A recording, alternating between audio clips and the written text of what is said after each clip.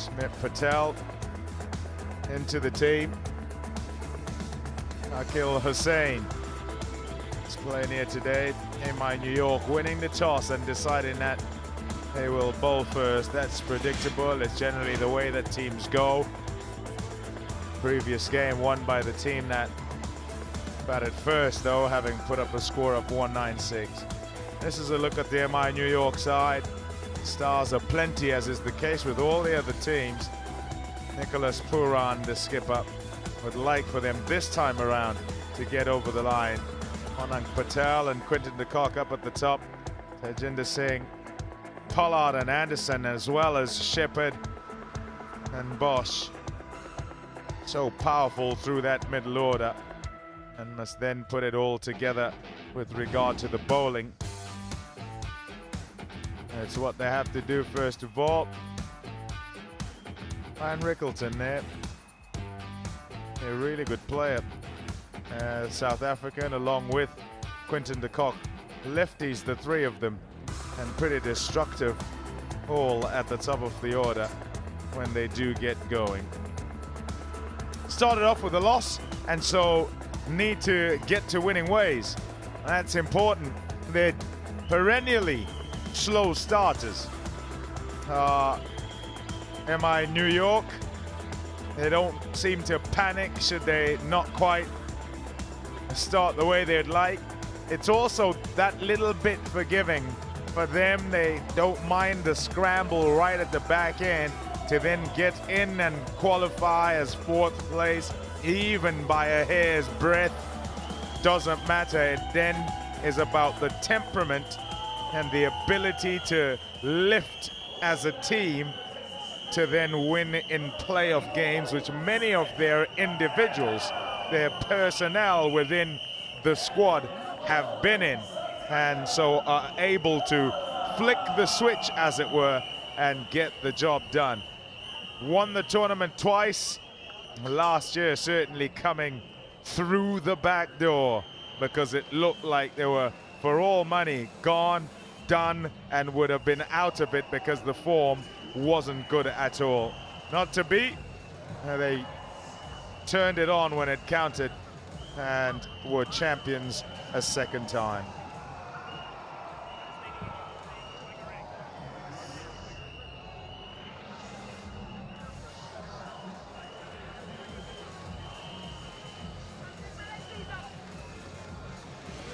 Welcome, welcome, wherever you are, to Cognizant Major League Cricket 2026. We're on to match number 7, and that is Texas Super Kings here at home at Grand Prairie, and they welcome MI New York. Won the toss, MI New York, and decided to field first, so the Texas Super Kings must put runs on the board. Tricky that can be, but it's not to say you cannot win from batting first. Smith Patel up at the top of the order. What can he do today?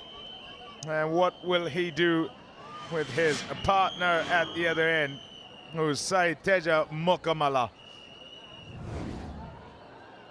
Good afternoon, good evening to Robbie Uthappa. Good evening, Thomas.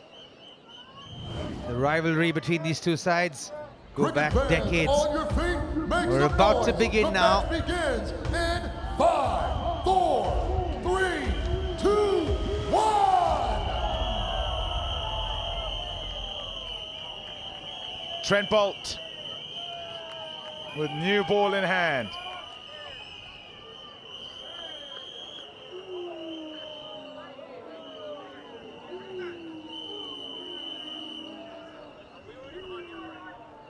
So annoying. So annoying for the bowler. It's an unnecessary shuttle that you've just run. Yeah, and you don't want that to happen just before the first ball.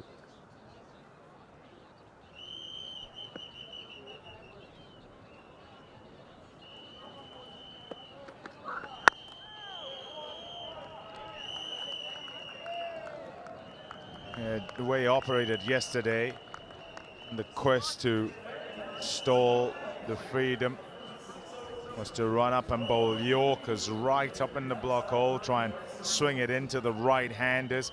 Mitch Owen, Steve Smith up at the front. Decided today that he'll just hit length on the money with that first one. And again, and Smith Patel used to play in India. For Gujarat, moved here 5 years ago.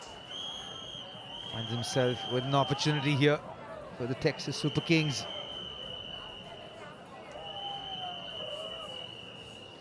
This Texas Super Kings lineup looks a little slim without Faf du Plessis there.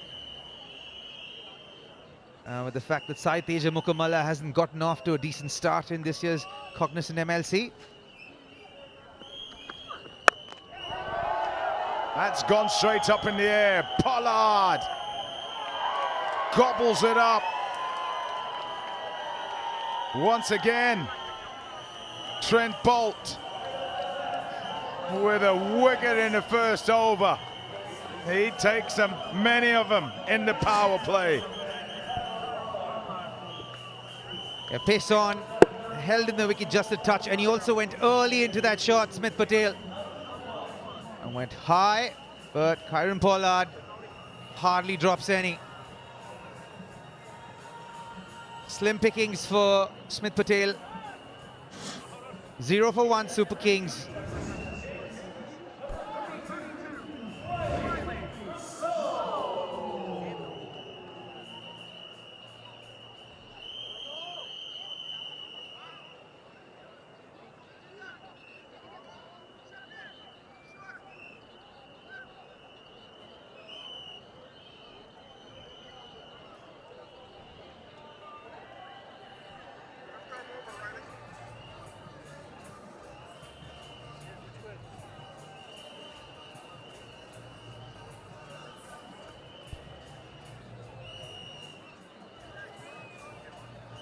Riley Rousseau walked out to the middle, probably a little earlier than he'd have liked or expected. Just under 160 strike rate for Riley Rousseau in the tournament. I would like for him to get going. Would be handy, that strike rate here this evening.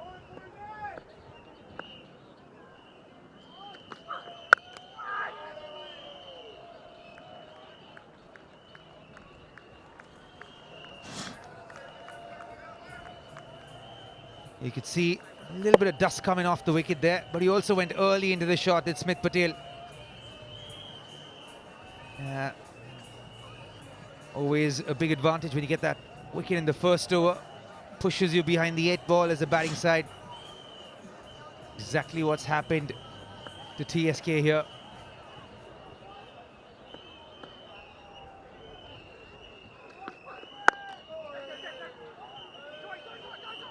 TSK and Riley Rousseau off the mark now.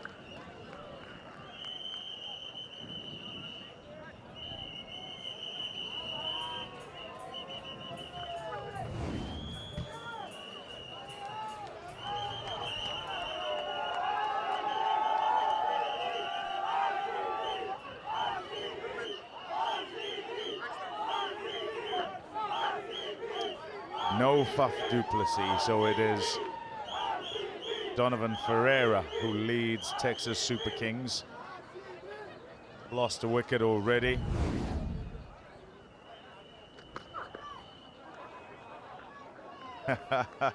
He looked back at the umpire just in case he'd be given wide for that one. It wasn't.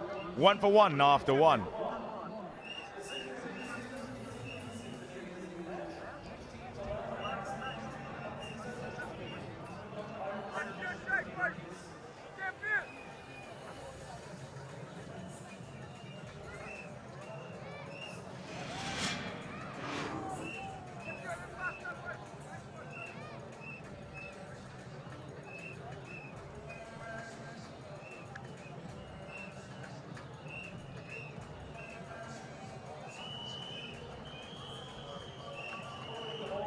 Yeah, Cognizant Major League Cricket pits big teams against each other. The Super Kings against MI New York. Traditionally a humongous contest. No different here tonight. And a salvo required from the Super Kings.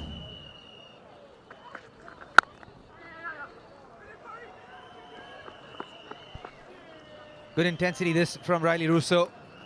Got to show that intent when you've lost an early wicket. Show that you mean business. A psychological part of the game where you're telling the opposition might have the advantage, but not for long. This man, the skipper as well for today. They'll have his job cut out for him.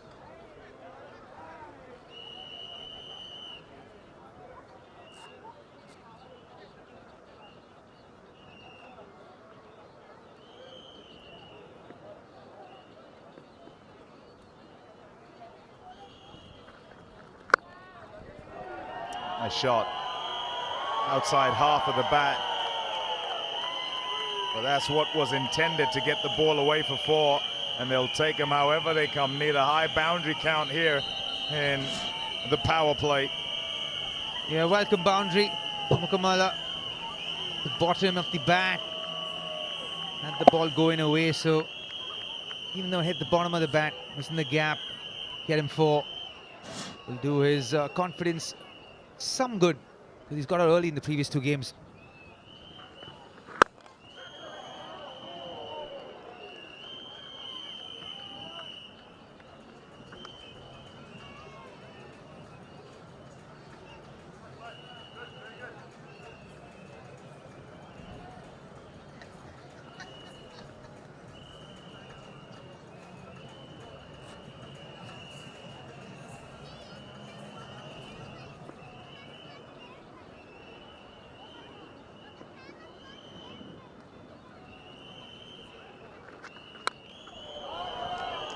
That's gone fine, 2 fine for 3rd. So we'll go off for 4. Second 4 in the over. Both rather streaky, but that does not matter. Yeah. This time went to the left of Trent Boult. The previous one was to the right. He's riding his luck here a little bit. Got to play with intent though.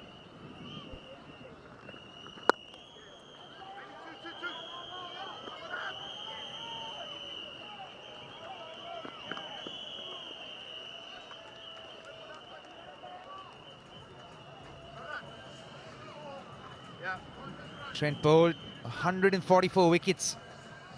Most wickets in the power play in T20s. David Willey's got 160. But Bhuvi, Mohammad Amir, 143 apiece. Trent Boult, almost like a magic man in that first over.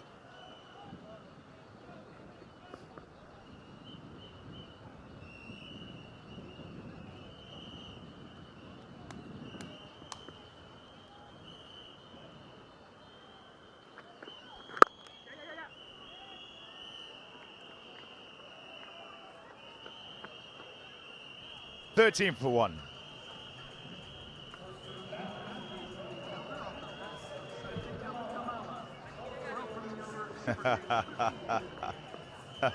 I wondered when they'd notice. They're on the big screen. It interrupted their conversation as well.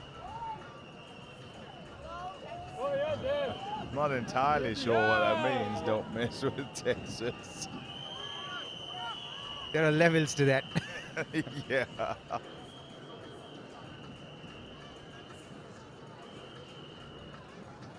Yeah, having a lovely time in the crowd, just watching, chatting, explanations. Some correct, some not so. Ponderings.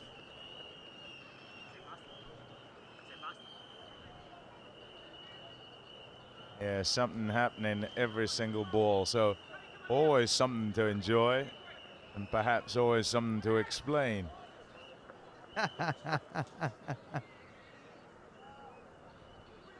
Some comments of yours, Pummers, leaves the co-commentators befuddled. If I lie, please pull me up. Nah, you don't. Shot. Picked up and deposited in the bleachers.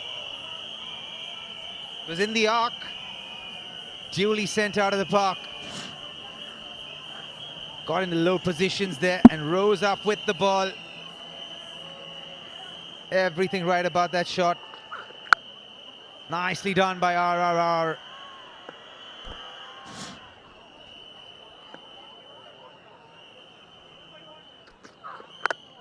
Bottom! The feet didn't go. Perhaps expected it to be short again. But no, it wasn't. Gets a bit of a talking to as well from Bolt, who was irate after being spanked. Yeah, pulled it in this time. Previous one was leaning away. He was like, bye-bye. See you later.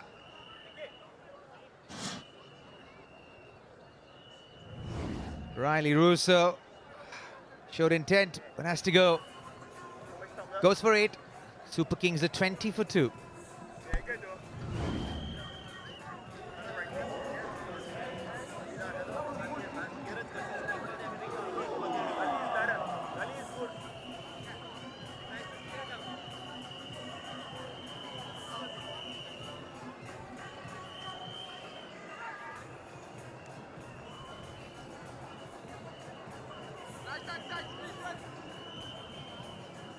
Shepherd!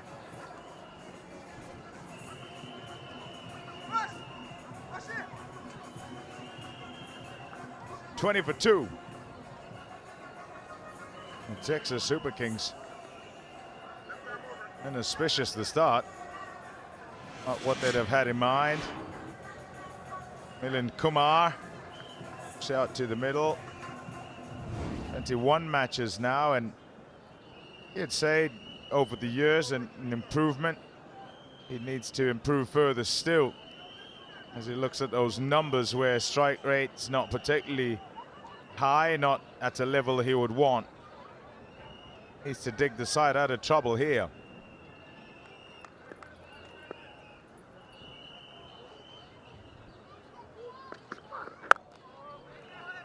Same as yesterday for Milind Kumar. Comes in at a similar situation, 2 wickets down. Last one went away, allowed him to create some room to free his hands, but this one pretty much the same spot. Pitched and came back in, ricocheted into his pads, and went back into his stumps. He just doesn't pick the length, I don't think. Yeah, not on that occasion for sure. Because the way that he's played that Riley Rousseau, it just looks like it's pitched in an area he's not quite looking in. And you look at the sort of wave of the bat as well as it tries to then catch up to the ball.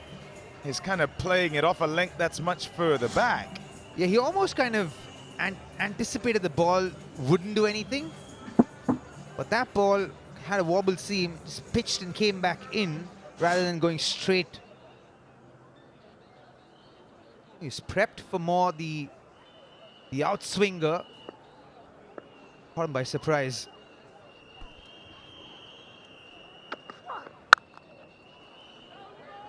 A lovely shot for no run. 20 for 2.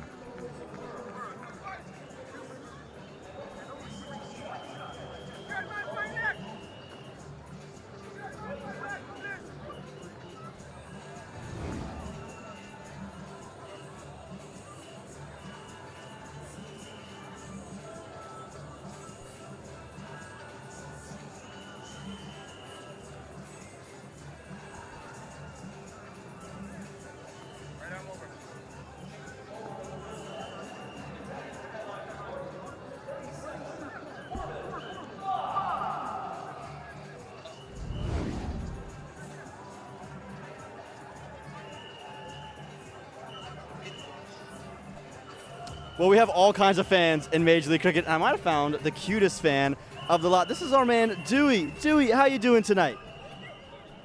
Lick it. Yeah, he's having a great time, but he is a great friend of our great friend, Chase Morris, who's back, and welcome back to Major League Cricket, It Chase. is so great to be back. I have been itching for the season to start, and now that it's here, I'm already waiting for the leg to come back to Texas after we're done in California.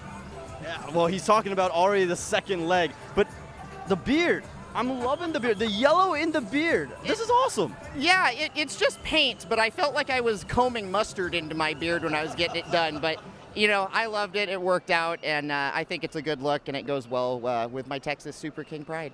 Well, you're not the only one, as we see this ball hits up in the air, and it will be a boundary. So brilliant shot on the up, and it'll get the fans going. But you're not the only one with merch on. Just Dewey has got her own little bit of merch as well. We'll try to get to there in a second, but I'm a big fan. He's got a bandana around his neck, and then, I'll tell you what, Faf du Plessis might not be playing, but this might be the greatest Faf jersey I've seen. He's on Dewey himself. Oh, yeah.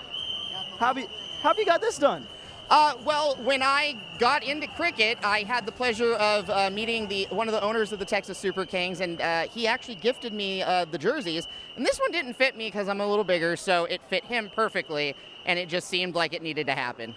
I love the decisions, all of them that you're making. So you've been here the entire leg. Is this the game you've been looking forward to the entire tournament? Oh, absolutely, definitely. I've been looking forward to seeing, Texas take on New York. Well, Chase, thank you so much for coming back. Dewey, thank you for coming. Who's going to win tonight? I think he's saying the Texas Super Kings. We'll see what they can do with the bat. I don't think Arman has dogs. Yeah, Dewey wasn't doing the do. Oh, Do is cool, though. It was a cutie. Some delightful striking in this over from Mukkomala. It was a remitly speedy delivery as well, but this boundary, just out of the top draw, just delightful timing on that one.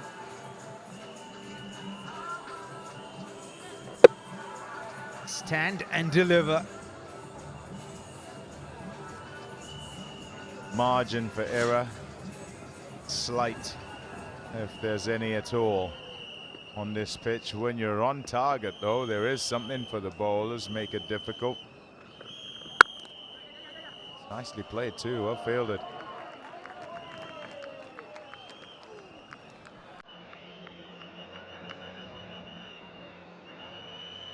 Cleaned up well by the experienced Collie Anderson.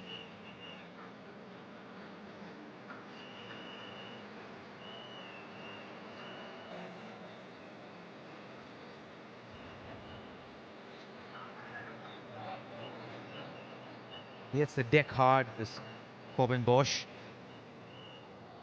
But the ball is sitting up just a touch here, Thomas.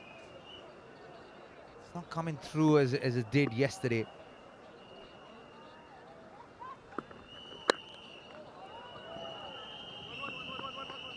And it can't be wide. You can stay right on the stumps, and I think you can be successful as the bowler.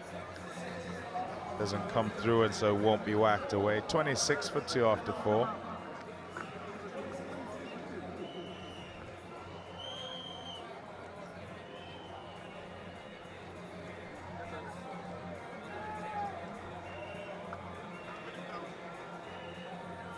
Oh, there he is, Dewey. Look at him, number 13. Wonder if Faf has a dog, and I wonder if he knows that Dewey's got his shirt on.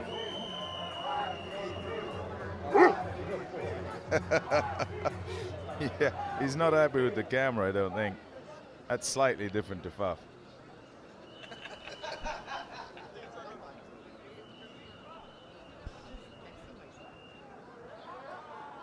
Yeah, you are spot on, Pami and Bangwa. Big call this. Not necessarily one that always happens. 3 on the bounce in the power play. He's got his tail up, to say the least, even though he's bowling into the wind. And what Nicholas Puran is saying is he's going to go for the jugular, go for the kill, try to get a 21st wicket in the Lexus power play phase. As I say, good evening and welcome to Liam Plunkett. Absolutely outstanding bowler, great career in T20, Test and ODI. It's worth it. Why not try and grab another wicket, mate? Why not? Always an element of risk. 3 on the trot from the same bowler, worked round the corner. Milan Kumar gets his account starting to move. That's the only thing, is the bowler started, the batsman started to get a read on you. You can bowl 2 beautiful overs, and then the last one, the batsman gets settled a little bit, the ball seems a little bit bigger. Kind of a wayward delivery onto the hip. Maybe trying to squeeze him, get a single, but Milan Kumar picked it up nicely. Kind of a thick inside edge, but he'll take the 4 runs.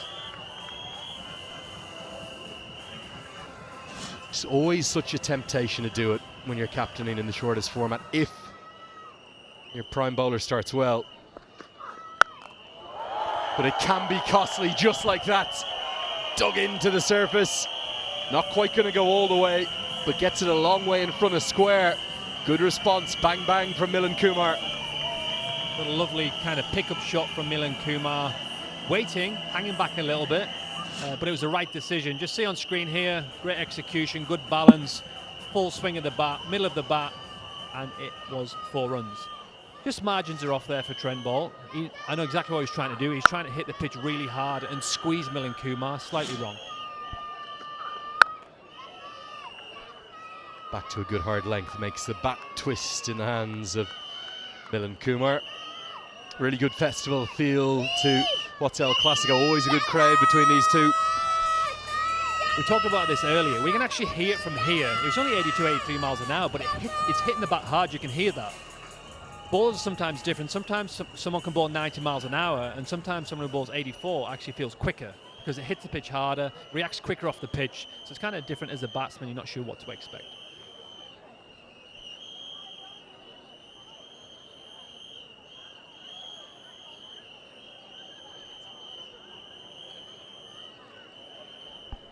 Just a few tweaks to the field. Wants that deep point fielder on the left of your screen there to just come in front of square. Other fielder in the deep is deep backward square all the way to the right of your screen, the very top right there. Yes is the call. Puran fields well but can't affect the direct hits. That's really good batting from Milan Kumar. 2 boundaries off the over and has the awareness now, like Nicholas Puran sat back on the ring, and why not sneak that single? Take another one off this over, maybe take 10, 12 off it. Look at Boult this innings where you can see his wickets. It's a good length. Good line as well. Straight down the middle, great length. I feel like when we're discussing this at halfway, the wicket's in a period where if you crush the pitch hard and use your cutters and variations from that middle good length, it's hard to hit, mate. Oh, what a beauty to round out his 3rd on the bounce. Bit of a grimace, not overly happy with 9 off the over. Super Kings, 35 for 2. And amazing is to all of those Hawkeye packages we've seen. That's our team there in the truck who are giving us the exact pitch map of where the balls have been pitching. Just consistently, again and again, the bowlers that have hit a good length, test match length if you will, have had the most success, no doubt about that. Talk about hitting a test match length. You can still hit that in many different variations. You can hit that with a hard length, seam up, cross seam, cutter. It's still a very good length. You know, it's just getting so it's just finding out what that length is on each different pitch. On here, the guys who have hit that length with cutters and off speed, on speed have been the most successful to date.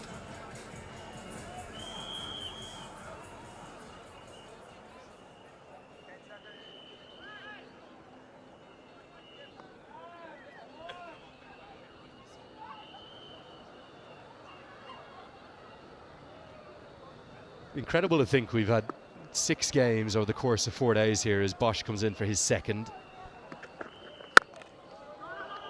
Can't beat the mid-off fielder, Captain Nicholas Puran. First 4, all consecutively won by the side chasing. And then we've seen a turnaround in fortunes. The last 2 games have been won by the side setting. There isn't really as big an advantage or a disparity between the 2 options here. Yeah, I think obviously the sun's been on the wickets. There has been different wickets, but maybe there's more options for the bowlers now. There's more variations. The pitch is doing a little bit more, a little bit slower, a bit quick off it. So it's becoming more of a battle rather than just one-sided.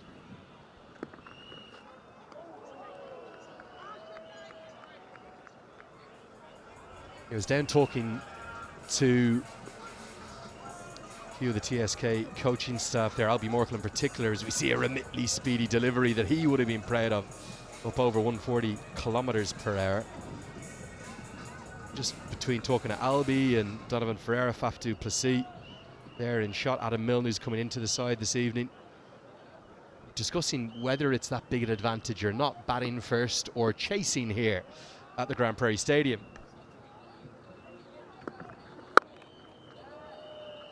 And in fact, across all 4 seasons here in Cognizant MLC history, it's only 25-23 the advantage. There's that remotely speedy delivery, 88 clicks, proper pace. Great pace. He's went with the cross seam there. I think it's a good option on here. He's bowling express pace here, 88 miles an hour, smacking into the pitch, cross seam. Sometimes it hits the shiny side, sometimes it hits the seam, so you're not sure as a batsman how that's going to react off the surface, Lenny.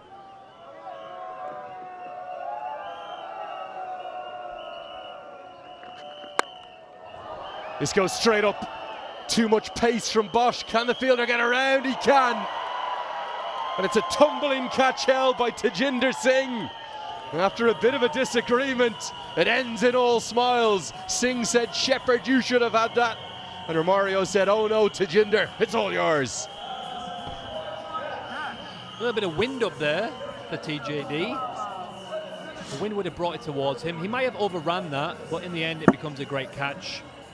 Not a bad shot, advanced down. He was trying to hit it over the top there. He hit a few boundaries in the previous few overs, but as we just see here, safe hands, hard catch in the end. Maybe it looked easy. They call that a fly ball in baseball, isn't it?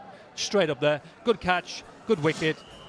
Ranjane and Mukkomala goes to 17 runs and scores 36 for 3.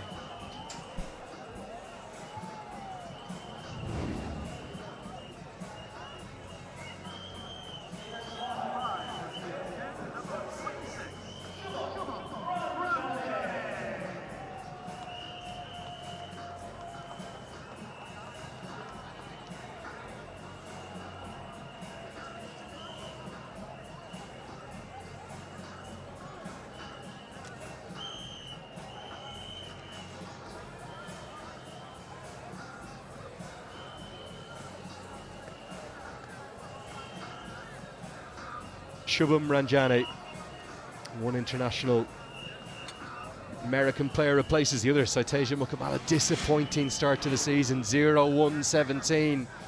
Same for Ranjane, just 10-7 in his 2 knocks so far.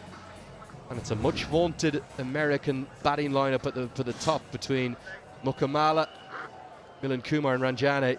Again, I just think I agree with what you were saying. Not a bad option, but is there too much pace for Mukkomala to be able to get that over the top? Great catch this though from Tajinder Singh. He does ever so well. Slip in place now. Am I on the attack? This is fantastic bowling. Look, He's stand zoned by. in here. He's hitting the pitch really hard I'll at a good pace. raise it there. Look at the wicket Yep. here. We're looking at the catch. Eyes on the And prize. this one Watch landing. the seam. If it's hard to just isn't. It's actually popping out a little bit there. There is Did well to nothing grab behind onto the that, line. and it's a good wicket. Stand by for a no ball. Front I foot think no we ball. could well have Leave a the no umpire on ball screen, please. here. We've had lots of them. And you'll hear the siren. Away it goes. Wayne Knight's up, keeping a close eye on the front foot. With the wind behind his back, it's only very marginal, just overstepped. Oh, nothing in that one. Here comes the free hit. Can Ranjane use it to get going? We'll have to re-bowl that. Liam Plunkett beside me, you're not happy. You thought that was a good delivery. I thought it was a very good bouncer. Let's have a look on that on the replay here. See if that comes onto the screen. Okay, yeah, it's too wide. It's too wide. I just like the bouncer with pace. I think it sort of disguised it from me, but it was a wide. You can take the bowler off the field. Even up here in the commentary box, you'll still favour him, and I don't blame you. But a good decision. And again, our umpires, they'll always work in pairs. They'll work in teams. Even though he's not at square leg where he'd usually be because of the sun. Over at point, he got a good read on that. And the free hit is still incoming. Oh, nearly clotheslined him. Careful.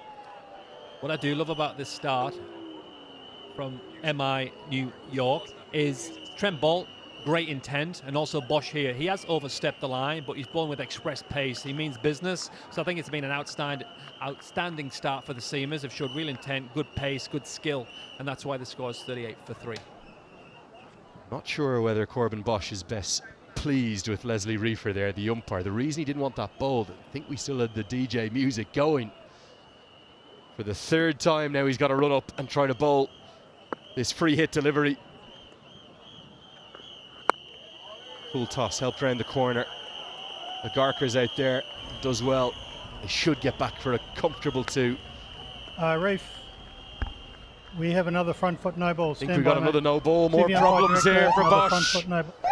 And again, he's pushing the front line too much. Coming down the hill with the wind behind his back. He's got to remeasure that run up. Yeah, it's interesting, is it? Because it is a bigger one that time. It's interesting as a fast bowler how that kind of happens. You can feel in great rhythm, great pace, and sometimes you just overstride, and you're not quite sure why. It does happen in cricket, but he'd be very frustrated with himself. And there goes the free hit, up and away. Nicely held too. Well, one of the subfielders with just one hand. And the free hit, well, it goes the distance. Yeah, fine, but that's what changes, right? Here we go. I think it was an off-cutter here, a little bit too full. But it was a free hit. You're trying to mix it up. A great swing from Ranjane, six bits into the stand. But that's what might get him going, mate.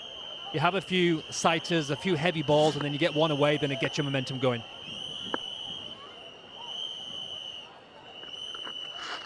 Very well held by Nosh Kenjigate. Not happy to not be in the team. Showing he can still do the fielding with the bib on. 6 have been bowled. It's the end of the Lexus power play. 47 for 3.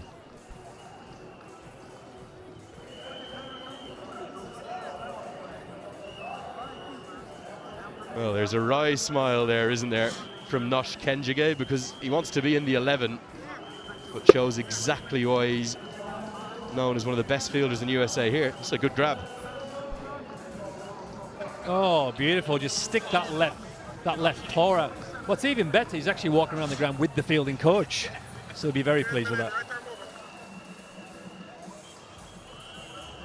Just loved how nonchalant it was. It's like, well, obviously I'm going to catch it, I'll just throw it back. Keep the drink and the towel in my hand. Well played, Noshi.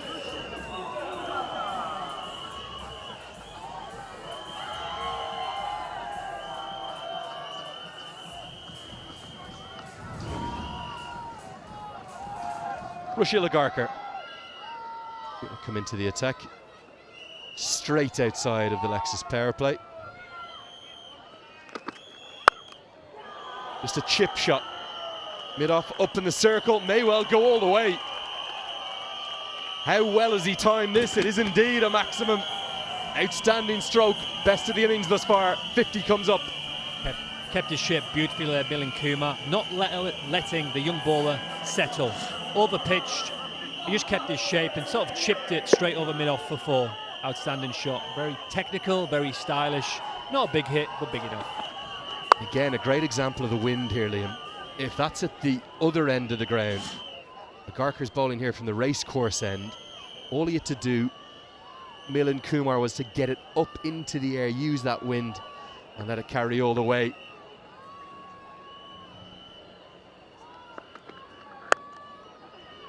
That's what I was talking about there, Liam, just on the bottom of your screen. Is good running will get them back comfortably for a second. I think there's probably a misnomer or a bit of a myth here that you want to always chase in Dallas at Grand Prairie Stadium. It's very, very close. 23 when you bat first, 25 when you bat second. Even, to be honest with you, mate. Very, very even. So yeah, I think I was a bit like everyone else. I felt if you chasing, you're going to win the game. But it's obviously nice to see. It is even. Let's see how quickly this youngster turns to his off speeds. Not getting settled. We see how good he is with his skills, his knuckleballs and his cutters. So I'm sure he's going to go straight to these right now.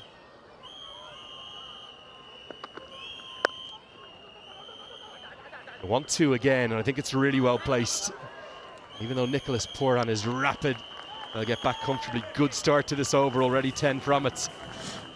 Now the bowlers all of a sudden are fighting back after a batting dominated first couple of days, but in this Lexus power play The wickets started to fall pretty early. Trent Boult was delighted to get the first one, getting the better of Riley Russo. Ranjane and Mukkomala was bounced out too quick, a good tumbling catch held. Certainly, they'll be the happier of the two sides from those first 6 overs. Why is it, Liam, that despite that stat we just saw, 23 v 25, sides always want to seem to bowl first? We've had 7 matches so far this season, and the 7 captains that have won the toss have all bowled. I think sometimes if you know what you're chasing, well, first off, you can get a read of the wicket. If you bowl first, you can judge, is it a good wicket? Is he doing a little bit? So when you come out to bat, you can say, actually, it's not a great wicket, it's a good wicket. You can adjust as a batting team, you can chase it different ways. We're going to go all-out attack, or we're going to take our time and win this game comfortably. As a team, I love to bowl first. Is it as simple as the batting group wants to know exactly what they have to do, or is there much more to it than that? I think I wasn't a captain, mate, to be honest with you. I did what I was told. But it is nice as a captain and a coach. If it's an absolute belter and you know it, you want to bat, like somewhere like the Oval, often, quick scoring. You get runs on the board, pressure, and the batting team sometimes panic under pressure in the back end. But for me, I always like to chase. You know how the pitch is going to act, and your batters also do know also. Good skills from Agarkar. He gets out of that over. It could have been significantly worse, but it goes for 12. 59 for 3 the score. Yeah, you think back to, I suppose, when you and I were growing up, it was always you won the toss and you had a bats, but the game has changed so much, particularly with T20 so prevalent now. A little bit different in the north of England, mate. It was nibbling around like a beauty. You'd often bowl first, but at that riverside. But yeah, I think it is a game. It depends what your captain's strategy is, what the coach's strategy is. They're the guys who pick what you do, right?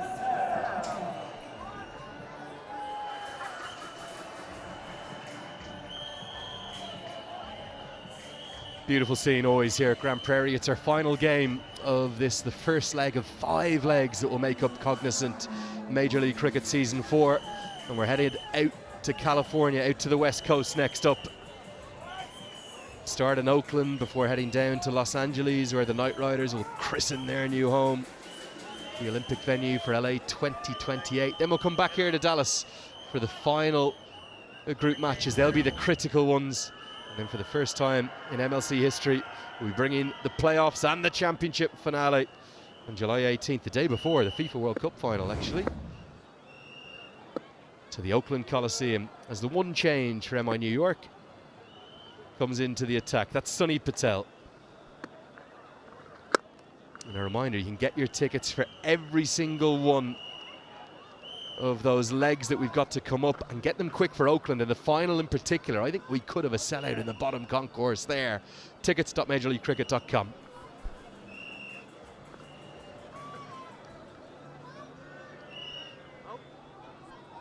What a beautiful sunset we're being given here. Is there ever a bad sunset at this ground? It's always glorious.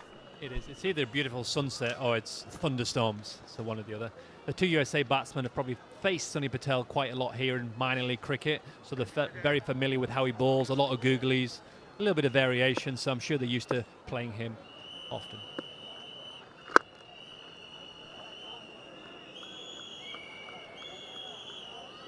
We've seen a few decisions being taken up in the box, and this year we're very excited to welcome VTEX as our official e-commerce partner of Cognizant Major League Cricket. VTEX powers digital commerce for leading brands around the world and very much helping MLC continue its growth. We're proud to partner with VTEX, our official e-commerce partner. Quick single, very well run, and that's very well judged. Very experienced bowler, sneaks through his over very quick. I was looking down there expecting 2 balls gone, and there's 4 balls gone. On screen, what a beautiful sunset. Lenny, the Texas sun. And it's one of the most special days of the year. Heard all the talk of Father's Day, but it's summer solstice. Everything from here gets a bit shorter. This will be the longest day, and that sun will be right up in the sky till close to 9 p.m. Central Time, local time here. Glorious scenes in the Lone Star States.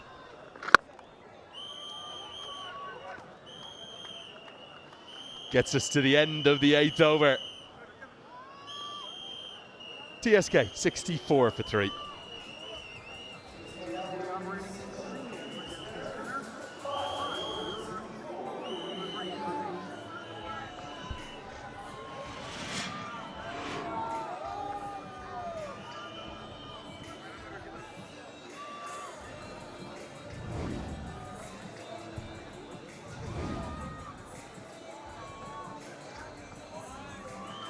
Right there, move on.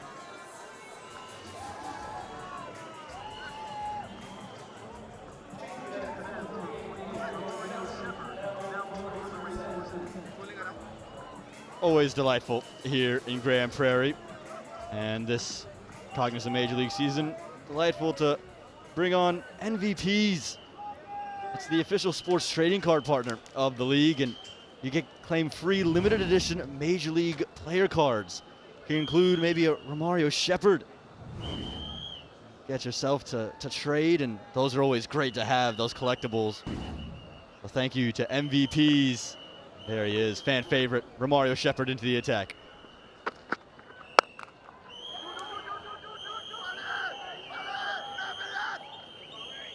Plenty of cards around. You can get Shepherd, you can get Ranjane, get Milind Kumar. Could you pull a Danny Morrison, who's with me in the box? Could you get him on an MVPs? Or Aman Patel, you little ripper. Well, I think about this and Milan and Ranjani, because it is a great opportunity for these two. And, Milan Kumar. Say Milan, but Milan. That's a pronunciation of Milan. Milan Kumar. That's what I'm going with, because that's his name. So you've got no Faf du Plessis. And he's out with a niggly back, apparently. And so now Milan Kumar is striking it rather sweetly. 2 4s and a 6.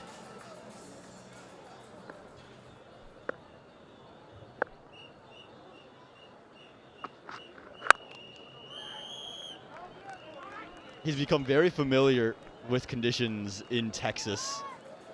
Both Shubham Ranjane and Milind Kumar, both of whom have made the move down to Texas to minor league cricket. Shubham Ranjane, initially part of the Seattle Thunderbolts, has since come down to play and captain the Metroplex Tracers, while Milind Kumar represents the Lone Star Athletics, having played with another member of our commentary panel, Liam Plunkett, over there. And these two trying to put together a partnership just to shepherd the Super Kings back into a position. Have experience with the partnership, don't they? Just a couple of weeks ago, up in King City, Ontario, for the USA, put together a key 4th wicket partnership that saw the Americans over the line against Canada to clinch their spots into a global qualifier. Milind Kumar scores 100 in that game as well. And you can see he's bringing that form to Major League Cricket, Danny. Keep saying it's about the locals, isn't it? The US qualified players. Hang on. Not quite going all the way. It'll go for 4, but good ingenuity. Milind Kumar. 4 more. There's a shot he has at his arsenal. Gets his position very early, knowing that fine leg fielder's inside the ring. Backs himself in every situation to lift this. And great to see him back in form.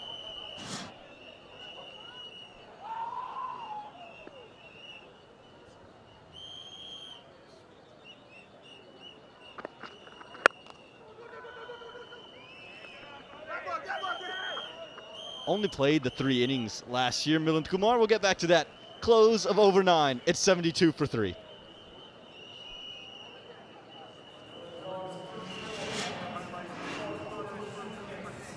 Yeah. Texas Super Kings in terms of Major League Cricket, their report card. It's bang on a 50% record for those in yellow. Lost qualifier 2 there in 23 and 25.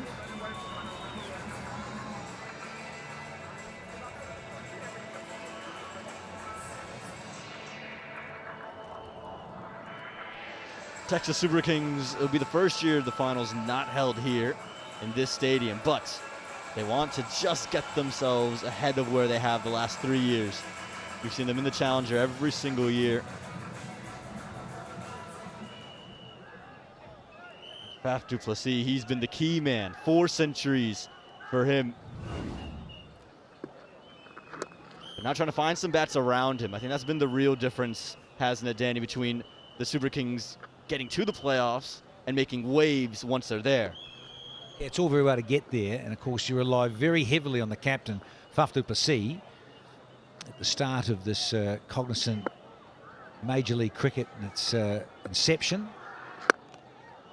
Only season 4 after all, started in 2023, but of course Faf has been here every year. He has dined out big time. Makes such a difference. I'm going to have to get Rodders onto that percentage of when Faf scores big, percentage of their wins, and how far they progress.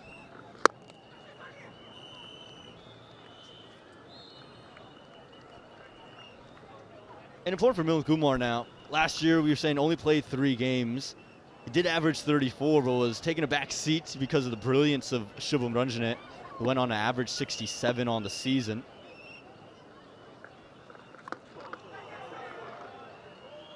Just that bit of inside edge. But important that Milind Kumar finds rhythm to support this middle order. And it's important here too for Sunny Patel. Good to see him into the side. His different flight and guile. It's that big leap. It's high in the air and then delivers. Interesting.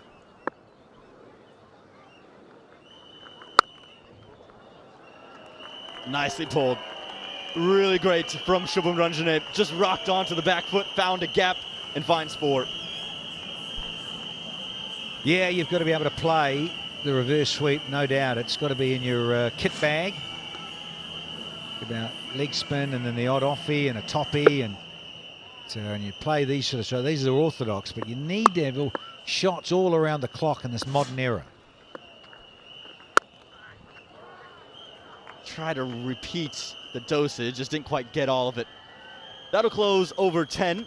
It's 80 for 3, and that'll take us to the drinks break.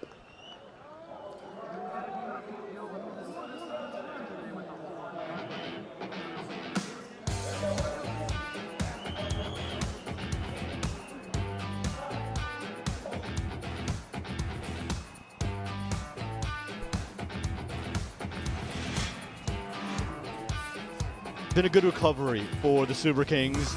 Again, early wickets. Smith Patel's introduction to the 11 hasn't brought back the runs and results of last season. Gone for just a duck. And then Mukkomala unable to really get going either. 17, and it's been a real troubled start for that youngster. And Riley Rousseau, brilliant in opening day. Unable to repeat the dosage. Gone for just 8. For these two, building a nice partnership. Give some credit to the bowling of MI New York. Been a good mix there. Trent Bolt early in the mix. Brilliant economy rate, 2 for 17. We're seeing spin get introduced as well, but it's been primarily pace here. Danny? Yeah, pace on. That's what they prefer here to MI New York. And you think of Bolt, so good in the opening over in terms of getting wickets. That's one again. He's done it so often through his career. And you think about how good this pitch is, and flashing blades and coming on nicely. So you thought, hello, until that. And then Rousseau was knocked over by Bolt. So a couple of wickets early for Trent Bolt. And then you can see what he's trying to do there, go under the surface a bit much. And then one that went straight up. And yeah, good catch in the end. Jinder, that's a tough catch. And then some lovely stroke play. Milind and Ranjane.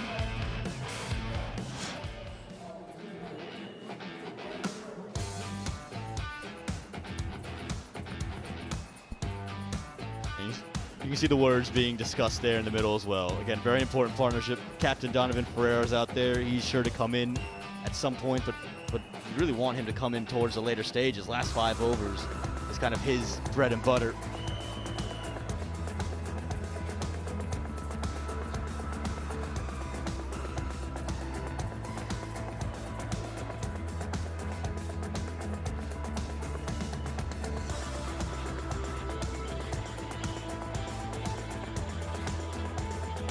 lot of familiarity between these two foes. Kyron Pollard, Stephen Fleming, Donovan Ferreira, a new member to the rivalry. It's all smiles now, but let it get intense, Danny Morrison. I guarantee you no one will be smiling then. Certainly not Big KP. A real competitor, and things aren't quite going his way. He will let you know. Now then, Faf du Plessis. I thought I'd just pop out that stat. I've just been asking about it before the drinks break. Faf du Plessis, when he gets 50 out of saying that they're 10 matches in terms of when he's got 50 on 7 occasions, CSK win. Only on 3 other occasions, so 30%. That when Faf's got 30, CSK have lost. So it just shows you how important Faf du Plessis is. He's not playing, of course, in this fixture, match 7 in season 4. So massive for CSK now to dig themselves out of this hole, given they were 3 down early inside the power play, 3 for 36. So he's had a little chat too, just towards the boundary at the end of the drinks break there. And they really could do with the 2 points here. So could MI New York, most certainly, because they've played one last night, lost one. So it is very early for them. But the Super Kings lost one, 1-1. Both sides very keen to get the 2 points here in this fixture.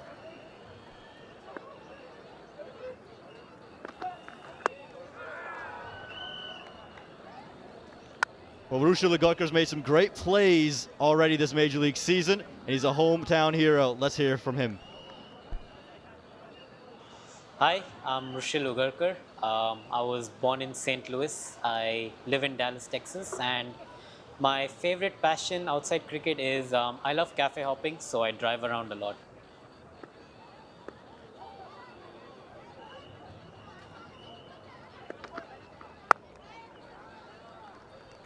Yeah, brilliant to hear from Lagutcar. I actually did get a chance to hop in a cafe with him up in Canada when we were both up there for that late League 2 series right before Major League. Cafes. Caffeine fiend, is he? He is. He said, what do you want? And I said, well, you got anything caffeine free? But Rushil, he loves himself a coffee in the morning. Yeah, I'm with him. Do like a little hit of caffeine in the morning, a little uppercut to get moving.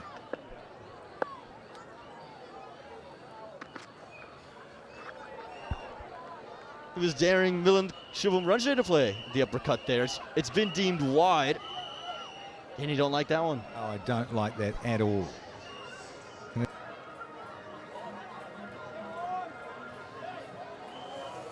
Just wanting, he's saying was it that high, was it? And then pace was brilliant, the deception.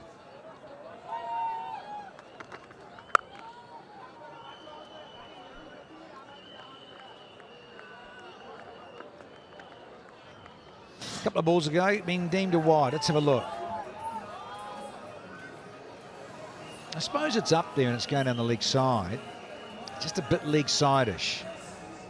Just showing his chuckles about it. But I reckon if that was over the helmet a little more, should have been all right, because it was on the way down, it was dipping. But yeah, it was just a little bit too leg side-ish. Too much caffeine. Tries to go big. Hasn't quite got any of it. You know, Lagutkar's made a name for himself as that off-pace bowler. It's been quite brilliant to see his development. First gets in to minor league cricket as that third seamer, so had to develop this school very quickly, starting in 2023. And since then, it's become a real strength of his. He works a lot with the MI camp in the IPL, net bowls for them during the IPL season.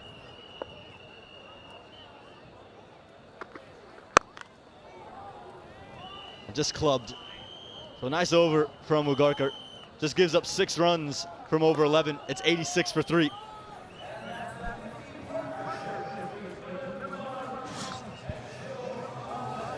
Well, he certainly had a good time of it already. Watch this. Air Jordan. Got a hang time there and a great snatch. One-handed.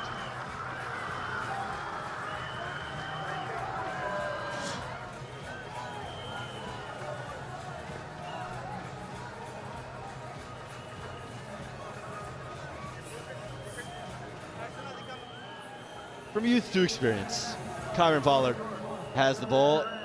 This man, brilliant, wasn't he? Just 24 hours ago, picks up the 100, surpasses Chris Gale.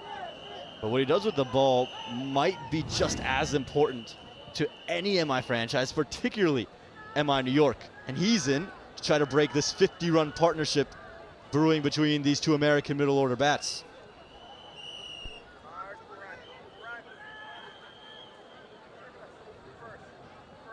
Yeah, huge experience.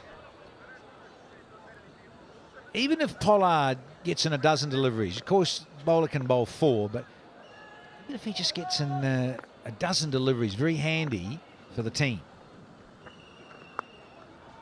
Up to around the corner nicely. So crafty, Shubham Ranjane. He'll pick up a boundary. Ranjane, that is well played indeed. They'll be doing more of this, I think, because they know he's not quite as quick as he was. Corbin Bosch with a little off cutter, a fast off spinner. There's a lot of these. This stage of his career is twilight. He won't mind me saying that. He was interviewed by Pommy Mbangwa post-match presentation. He said, look, he's not put a time line on how many more days or months or years he's got left to play, but you'd think it's not long given how much he has played. Massive amount of T20.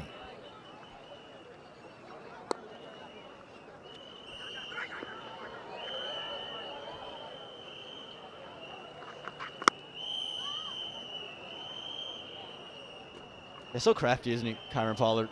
Even though last year was more expensive, but how about this? Shubham Ranjane, Kieron Pollard, both ball watching. Oh, who's in the way? Who's in whose way? Well, I can tell you what, KP could see for some times. Look at it, that line he's running. Oh, he's definitely could have got out the way, KP, but that's great byplay. He says, listen, do you back yourself to run into me? Are you joking? How often over the years have we seen this? Gets into his delivery stride and feigns to bowl because he knows the batter's either going to run at him, give room, do something cheeky. So Pollard pulls out. And it's a stare too for Ranjane. They make contact with me. You're going to have to wait just a little bit longer. Well, you'll come second, my friend. Oh, Shubham! Shubham! Yeah, Shubham, there we go. The battle's brewing. This is what the contest is all about. Yeah, it's certainly all on because that's class from him. Ranjane just got a little bit of sweat in my eye. I had to pull away. So Ranjane saying, look, I'm quite entitled to do that. If a fly or a bit of sweat trickles down into my eye line, and Pollard has always been big on the byplay. Look, he pulls it just. Yeah, sorry, mate. No, listen, I've got a bit of sweat rolling down into my eye. Pollard, yeah, not happy. But hey, it happens. And after 3 tries, we get a delivery. Denny, all that for 1 run. Well, I have to say, Aman, it's been quite a long over, isn't it? We've only had half an over. It's been going on and on and on. With a bit of byplay and crashing into big Kieron Pollard. There's Ranjane. Yeah, renowned for it, no doubt. A couple that have been a little infuriating, I think, for batters over the years.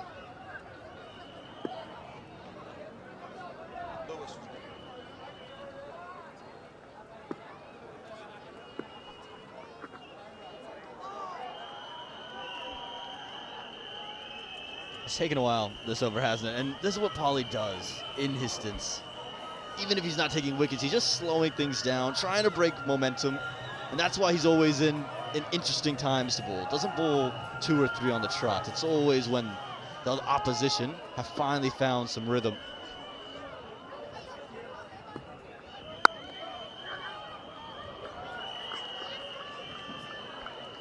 Again, it's still not a bad over. 9 runs from it. Yes, you'll take it for the Texas Super Kings. But that early boundary seems so long ago. I almost forget it happened. Well, as you said, Amani, he does love to do this, Kieron Pollard. Just, yeah, changes the gears and slows it down, so then the batter is made to wait, not have that rhythm happening.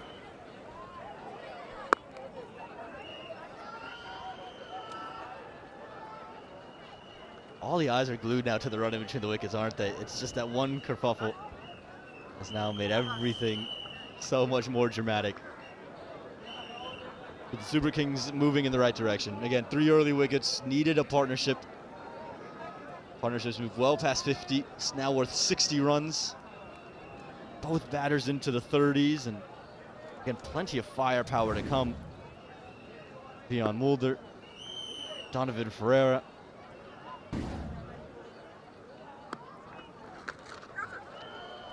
Just fell short on QDK. That'll be the close on an eventful 12th over, 96 for 3.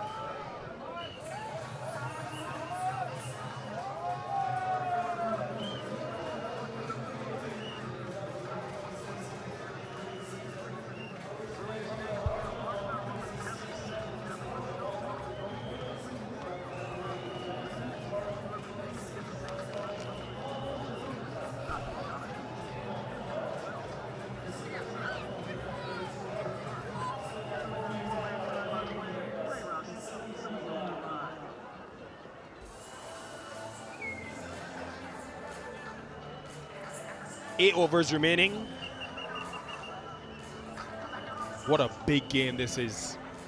MNER always start slowly. They lost last night. Texas Super Kings are at home. They want to maximize home advantage. The yellow flags are out. The whistles are out. Romario Shepherd is into the attack. So that's pace off. Kyron Pollard, he's done this for all of his career. Think about yesterday evening against Mahmoud Asif Mahmoud rather. Little by play when he had the bat in hand. Then at the end of the over, all smiles. Ranjane and Pollard, we'll revisit this battle. Early days in Cognizant MLC.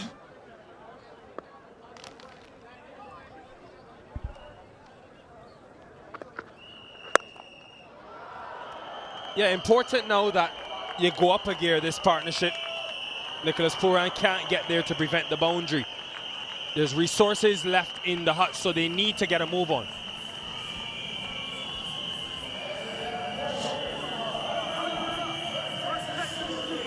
Into the pitch with the slower ball, expectant. Milind Kumar, and able to flat bat it away over the offside. A partnership of 65, one that has repaired things for the Texas Super Kings. A wretched start, really.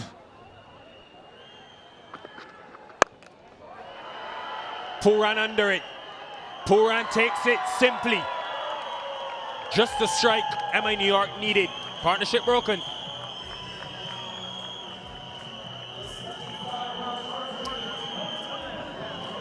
A Cognizant clutch catch to break the partnership.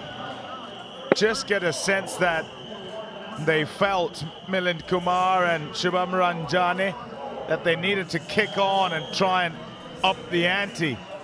In the quest to do that, an errant shot allows for the opportunity. That's accepted. Off he goes. 39 from 30, did a decent enough job. Super Kings now 101 for 4.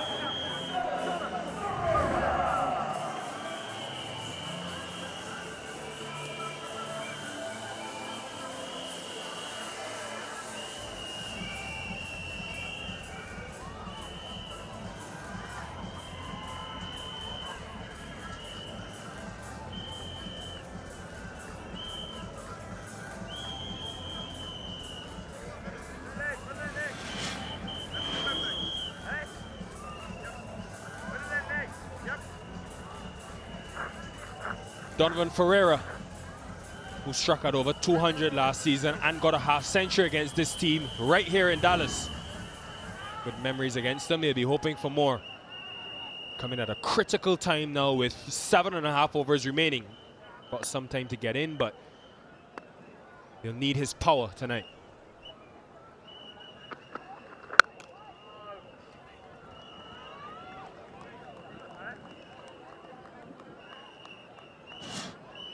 4th wicket to fall. And with players like Ferreira behind them, having done the repair job, important from here that they try and press the button. And understandable, having hit the ball before for 4 and got a similar sort of delivery, just slightly straighter that one, and probably looking to go high, handsome, and over the top, try and clear long off. But you don't want to do too little in the way of looking for boundaries, trying to accumulate a total, and then end up taking the game deep later on, but still coming second. So the aggressive option is what Milind Kumar went for, couldn't quite execute. And they'll look to keep going the same way here.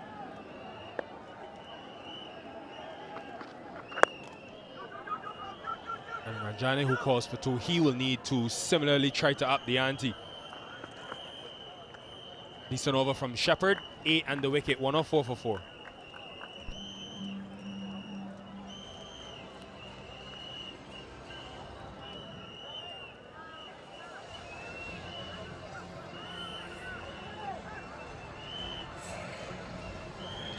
Yeah, much discussion. Yeah, Donovan Ferreira is pretty good. He showed what he can do. He whacks it all over the place. Very powerful.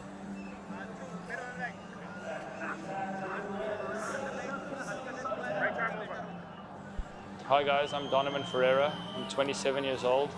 I'm born and bred from Pretoria, Gauteng, in South Africa. And my hobby away from cricket is spending time on the safaris. Sunny Patel. I love that new aspect, Tom, because it's done in American sports. You watch American football, each player introduces themselves and where they went to school. I like that little concept. Do you like safari? Ooh. Now that is a once-in-a-lifetime experience. Does Dallas have any safaris? I don't know, actually. I'm thinking more African safari.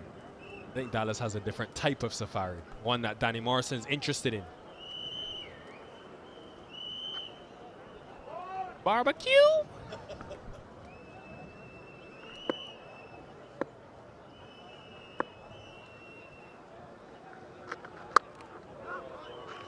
Yeah, thinking back to first time turning up here in Dallas with the start of this tournament and exploring, turning up in Deep Ellum, downtown Dallas.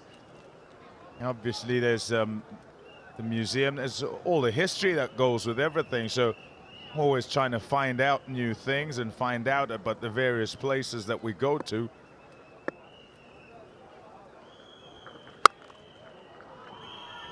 And with the plethora of stars that we have in the tournament and them coming from various places, that little aspect you're talking about is going to take us around the world as well, with various things said peculiar to where they come from.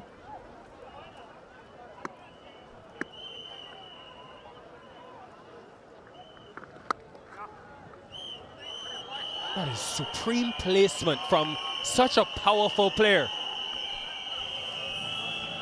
Probably the only place he couldn't be. Sunny Patel is wide with the field set straight offside and just the one man behind square. And so all he has to do is play it late and he has to get it just behind square on the offside. He's done that and absolutely no chance for Corey Anderson chasing after it. That's more like it, straight bowl into your field. 1-1-3 for 4. Ryan Rickleton on as substitute this evening. He could come into this batting lineup later on in the tournament.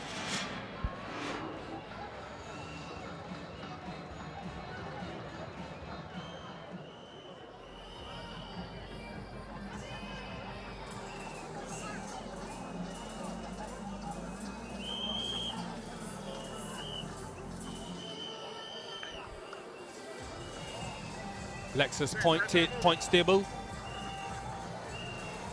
5 of the 6 teams getting wins. If MI New York win tonight, that'd make it interesting. Nice play from Nicholas Puran now, because with Donovan Ferrer being the danger man and early in his innings, goes to his strike bowler in Corbin Bosch. Look for those Yorkers at pace. Deep square, deep mid-wicket on the boundary. And Bosch could have his countryman. He will have his countryman. Also caught by a South African. Huge moment. You've got to love it when the plan comes together. With so long to go, the pensive face of Albie Morkel suggests he might have wanted his linchpin here to just give it some time. Best part of 6 overs to go, and him being the critical man, they would have wanted him to bat a bit longer, just bide his time. He was brought on to take the wicket. He's done exactly that via a really good catch from Rickleton. Ferreira's come and gone. It's 1-1-3 for 5.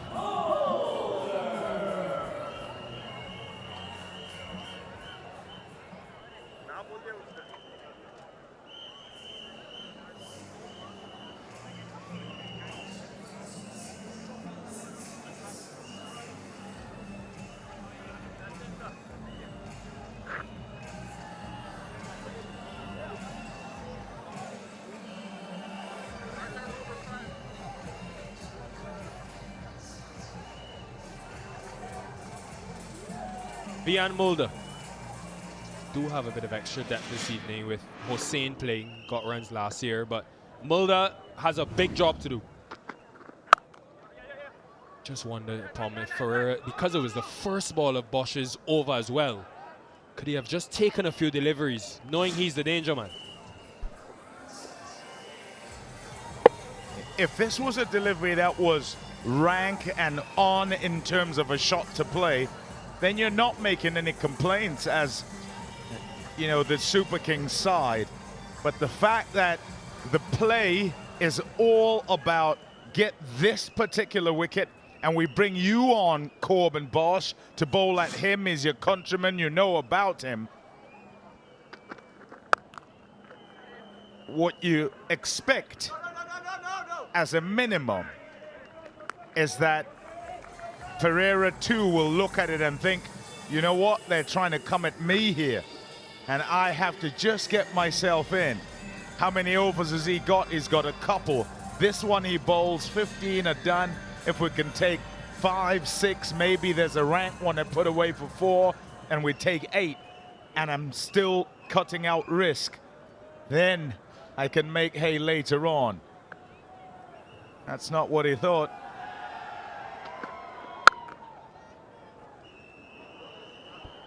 Similar to earlier today when Sunil Narayan bowled a 3rd consecutive over to try and get Sherman Hetmeyer. And you could see Hetmeyer was circumspect against him. Yes, he didn't get many runs after that, but set play, which has worked for MI New York, because you'd have thought Bosch historically would have bowled 2, maybe the 16th and 18th over, or 17th and 19th, but good on Puran, knowing that's the danger man to get.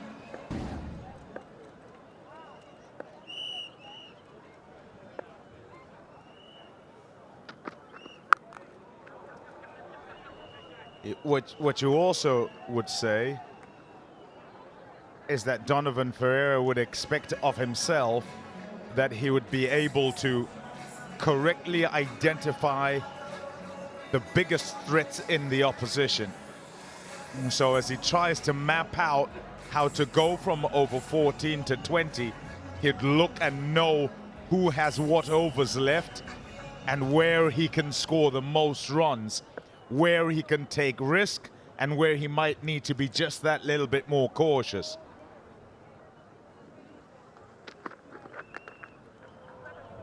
Just spoils the over.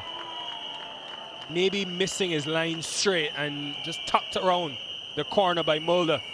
Still a good one nonetheless. 1-2-1 for 5.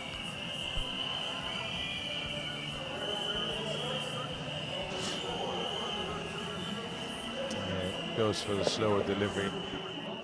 Idea correct, execution not quite right in the way of line. And his mate, Quinton de Kock, can't help him out behind the stumps.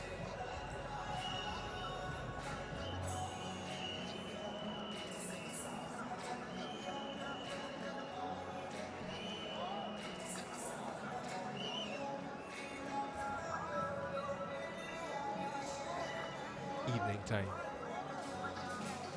at the Grand Prairie Stadium here in Texas. Sunny Patel to bowl his 4th and final over.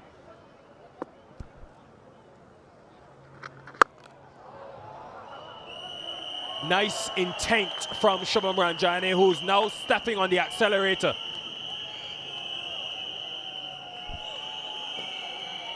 And the Texas Super Kings need him to. Good use of the feet. Pinpoints his gap and firmly strikes it to get it through there. One down the ground, the next behind square. That is manipulation of the field. Yeah, hands on hips, bowler and others, because he's not quite in the right place at deep backward square. At shots regulation, he didn't have to sort of manipulate it too much. Should only be one, but is a few yards out of place. And so it's 2 fours in a row. Perhaps just the momentum, the impetus required by TSK to finish this off.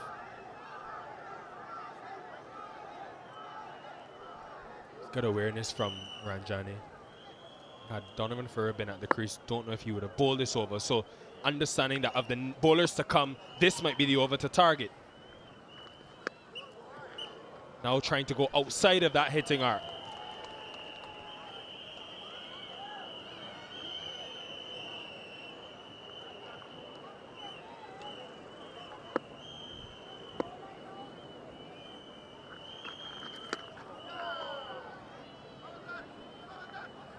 Quinton de Kock and the bowlers celebrated immediately. Ranjane unmoved, given out, and then reviews.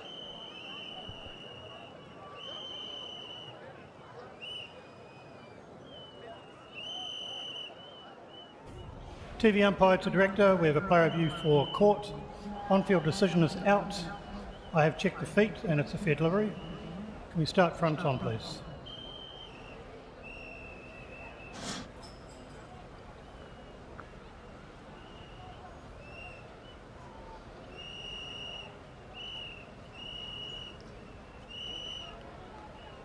Thank you. Passes close to the gloves and the bat. Ultra reach next, please.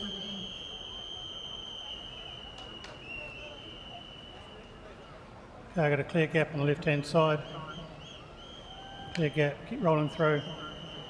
All the way through, please. I want to see if the back catches up to this. Yeah, keep rolling through. Yeah. Thank you. You've got a flat line all the way through. There is no bat involved. We'll go back to Leslie on field. Leslie, I'll get you to change your decision to not out. You're on screen, signal now. Overturned that decision as the reefer.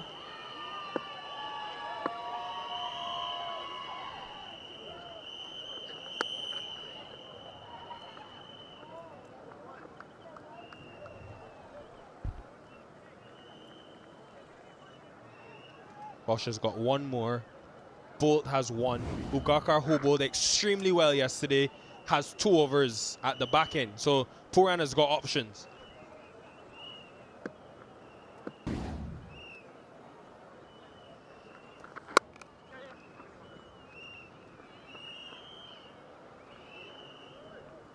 Even yesterday when they conceded the mammoth total against the Freedom, the last 6 overs went for just 36 runs. They picked up the 4 wickets as well. So we've seen them execute well at the back end. They're going to have to do it again today to finish the job. Better over from a Super Kings perspective. 12 from it. 133 for 5.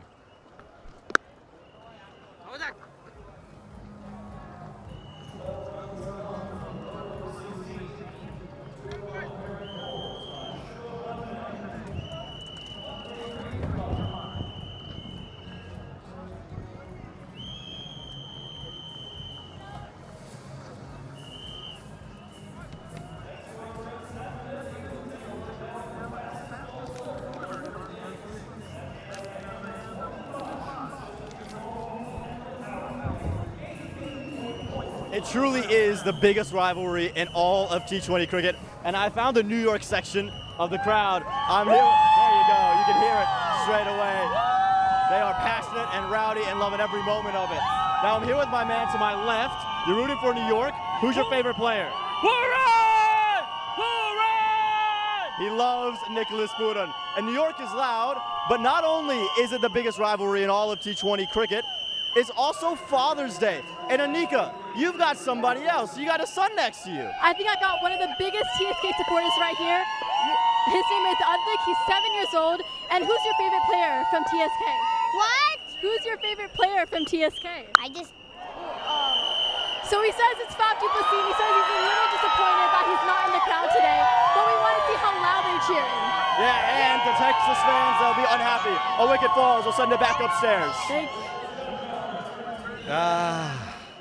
It's always the way, isn't it? You chat to some fans in the crowd and the batter gets out. Come on, Ranjane. Looking to get 50 as well. Straight down the throat of Trent Bolt. Ranjane's got to go. One shy of 50 of 36, and the Super Kings are now 133 for 6.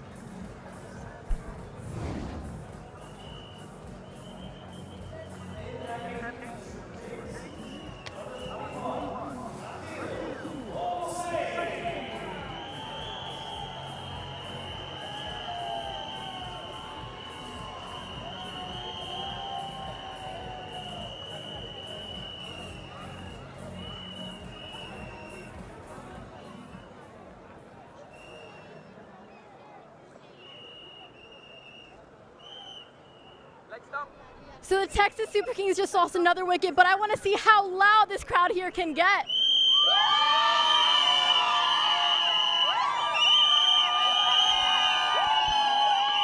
And back to Elwood. Yeah, that's pretty good. That's pretty good. Texas is loud, but New York, let me hear you guys. Is New York going to win the game? It might be a home venue for the Texas Super Kings, but the New York fans are up and about and might be outnumbering them at the moment. We'll send it back upstairs. Now the New York Knicks. 53 years and they've won the NBA title, eh? The San Antonio Spurs, in this part of the world, they will be grumpy. Fans in this part of the world. Taking Trent Bolt. Here in Grand Prairie, though.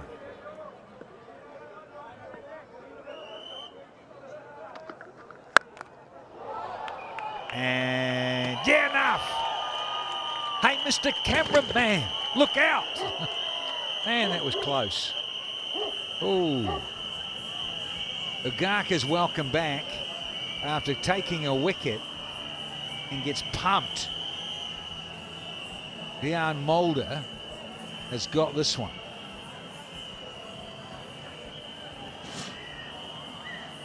Look at this. Look, duck, duck, duck.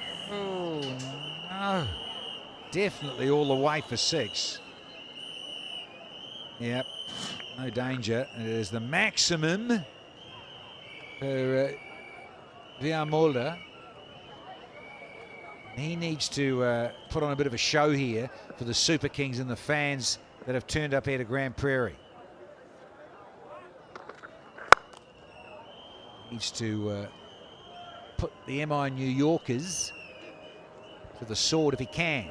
Up here, Hussain, he's no mug either, Akil Hussain.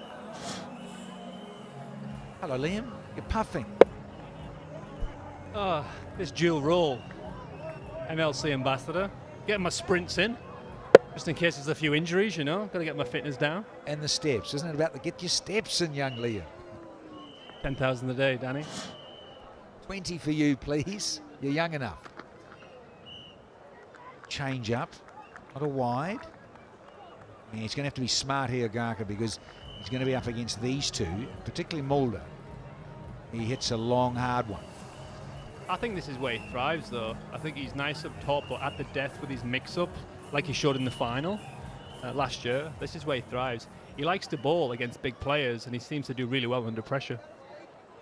That's what you want, isn't it, for a youngster? You say, hey, give me the ball. I want to crack.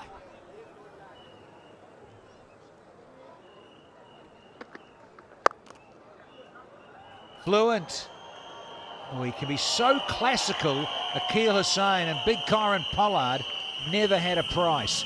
12 and a wicket off. It's 145 for 6 now.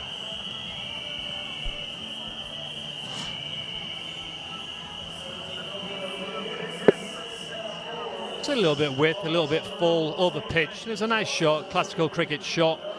Wide of mid-off, and Big Polly couldn't quite reach that. It obviously is a beautiful surface and the ball rolls very quickly. I think missing the trick there with that last ball, using that long boundary we keep banging on about, but get into the pitch, take the pace off it, make it hit into that wind because it still is blowing. Give yourself a chance to get a wicket out in the deep boundary there.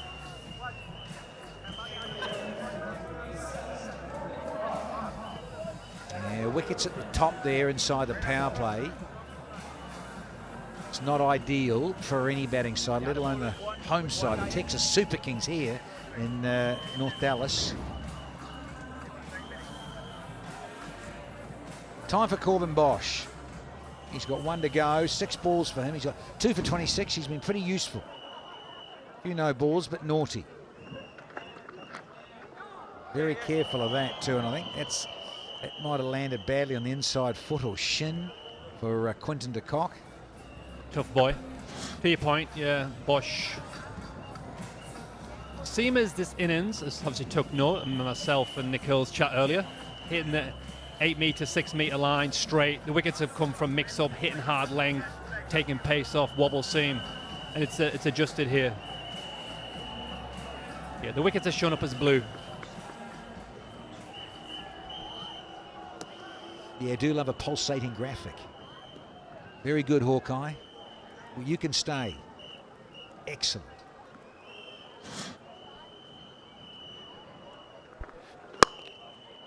Looking stroke. Just be just one. Yeah, impressed with Bosch today. Obviously, he overstepped a few on the few deliveries, but himself and Trent Boult. The intensity has been excellent. The way they started the game with intensity and picking up the wickets, Trent Boult, and Bosch running in, bowling close to 90 miles an hour has been a good way to set the tempo for the game. Yeah, just checking out projections. Got to go, well, you really want to be going at least 12s at this point, so that gets you to say 180. No, Mulder. We've seen it a couple of times today with this doubleheader Sunday, with batters trying to get a little too cute, get caught around the corner with a scoop.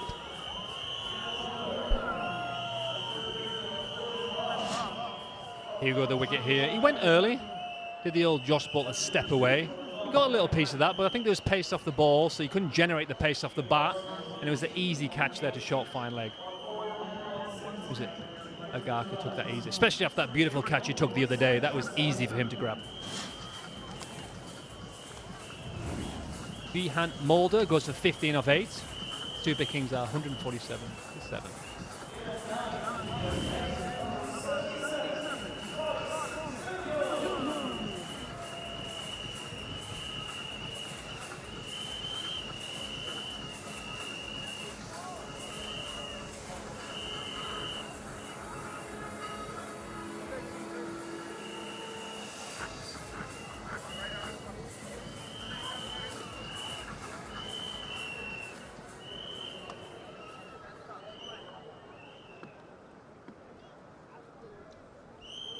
Viljoen got runs last night, and he hung in there. He his top score. Just this little cheeky scoop you do in your locker. You've got to have all these. You feel confident playing in them. Yeah, another night you get it a bit more in the middle. I think he's got high on the blade here, but yeah, kudos to Bosch. Took pace off, and was the undoing there of Mulder. Yeah, Viljoen, he got the 33 not out off 24. The second top score to Rousseau. So he spent some time, valuable time in the middle. Glove? I think so, yes. There's another little strangle down the leg side. And suddenly, Corbin Boschington's, he's got 4 for.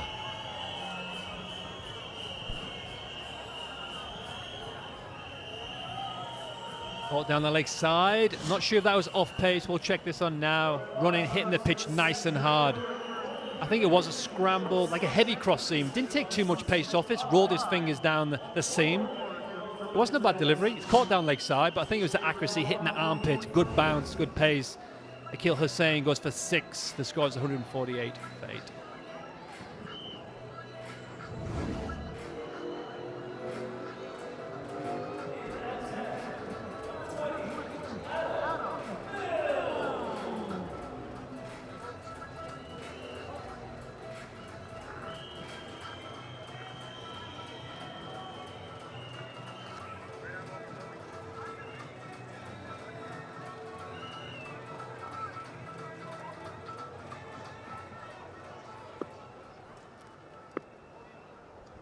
One to go on the 18th. Bosch, does he go quick Yorker? Hit the poles, get a 5 for. Yeah, he was trying to go Yorker. Couldn't get it in the hole, but still a great over. Just 3 and a couple of wickets, 148 for 8. Nice set of 4 there for Bosch. A couple of no balls he'd be disappointed about, but he bowled quick all throughout his 4 overs with some good intensity, some good skill set with his mix-ups, and he finishes with 4 for 29. Looking at the Texas Super Kings scorecard here, we've had Milind Kumar, who got 39 from 30, Ranjane 49, just short of his half century off 36. They need some runs at the back end here.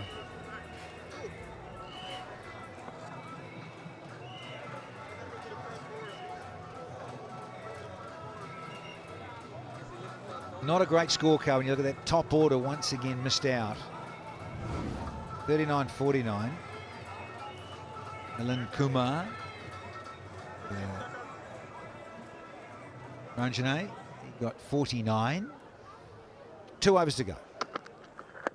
Oh, good change here, zipping. Going down, I think, leg side, but Agarkar was excited. We'll get an overside. But yeah, when you look back now, Bosch, he's 4 for 29 and 4. Previously, only Trent Bolt for MI New York has taken a 4-fer in an innings in the Cognizant MLC. So well done to Corbin Bosch. I think that was the year that Trent Bolt got maybe 3 4-fers back-to-back. He had a magnificent year. I think he got 20 wickets in the season. But yeah, he deserved that 4-fer today with his intensity. Young Agarkar here speaking to the skipper. What's he going to bowl here? I think he's going to bowl his mix-ups. He's so good with that. With, what, 5 balls left in this over. Let's see him mix a few deliveries up here. Tries Yorker. Because Lewin has only just got out to the middle. Not the timing they've desired. There are Mitley leading wicket takers here in season 4. He's made the list. It's Corbin Bosch. He's jumped up there courtesy of the 4-fer. Siddle's there at 4 and Shanaka at 5 at the top. Let's do the bat. Yeah, he is hot to trot so far in season 4. Reload. Just means so they've gone past the 150 now, the Kings, but once again that going at 2 aboard is really what you want in T21, at least going at 12s. Only get them limp to 170-ish. Yeah, I don't think it's enough. With this field here, you can see on the left side, you've got 3 men deep, sort of a deep point, deep cover, deep mid-off, sort of a wide of the crease, wide hole, off-pace, wide deliveries.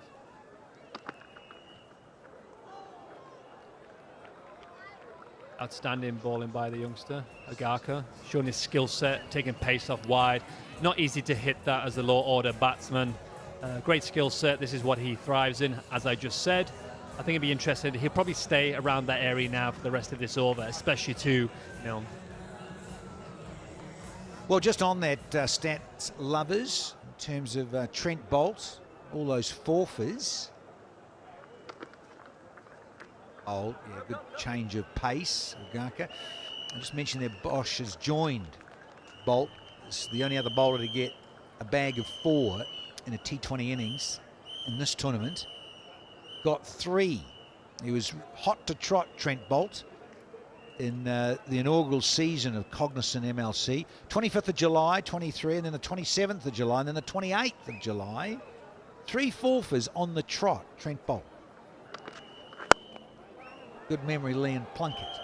And that is good timing there. Milne. Oi. That's not a bad delivery at all. It's actually an excellent shot. I think he bowled to his field there. And Milne opens his blade. Beautiful shot. Outstanding shot. The field's set for that delivery, but the batsman's allowed to hit a boundary now and then. He's allowed to show his skill set, even as a low-order batsman. They do have some skills now and then. Yeah, used the pace smart there, wasn't it, from Milne? Garker was disgusted. Couldn't believe it went for 4.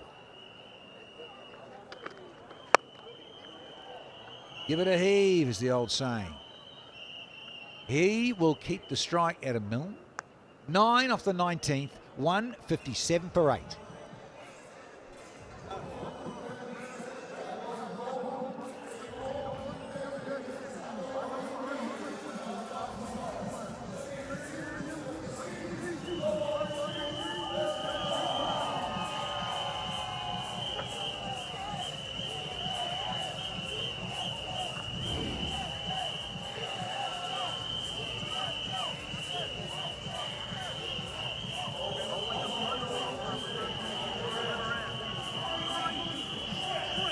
Yeah, very powerful opposition. MI New York.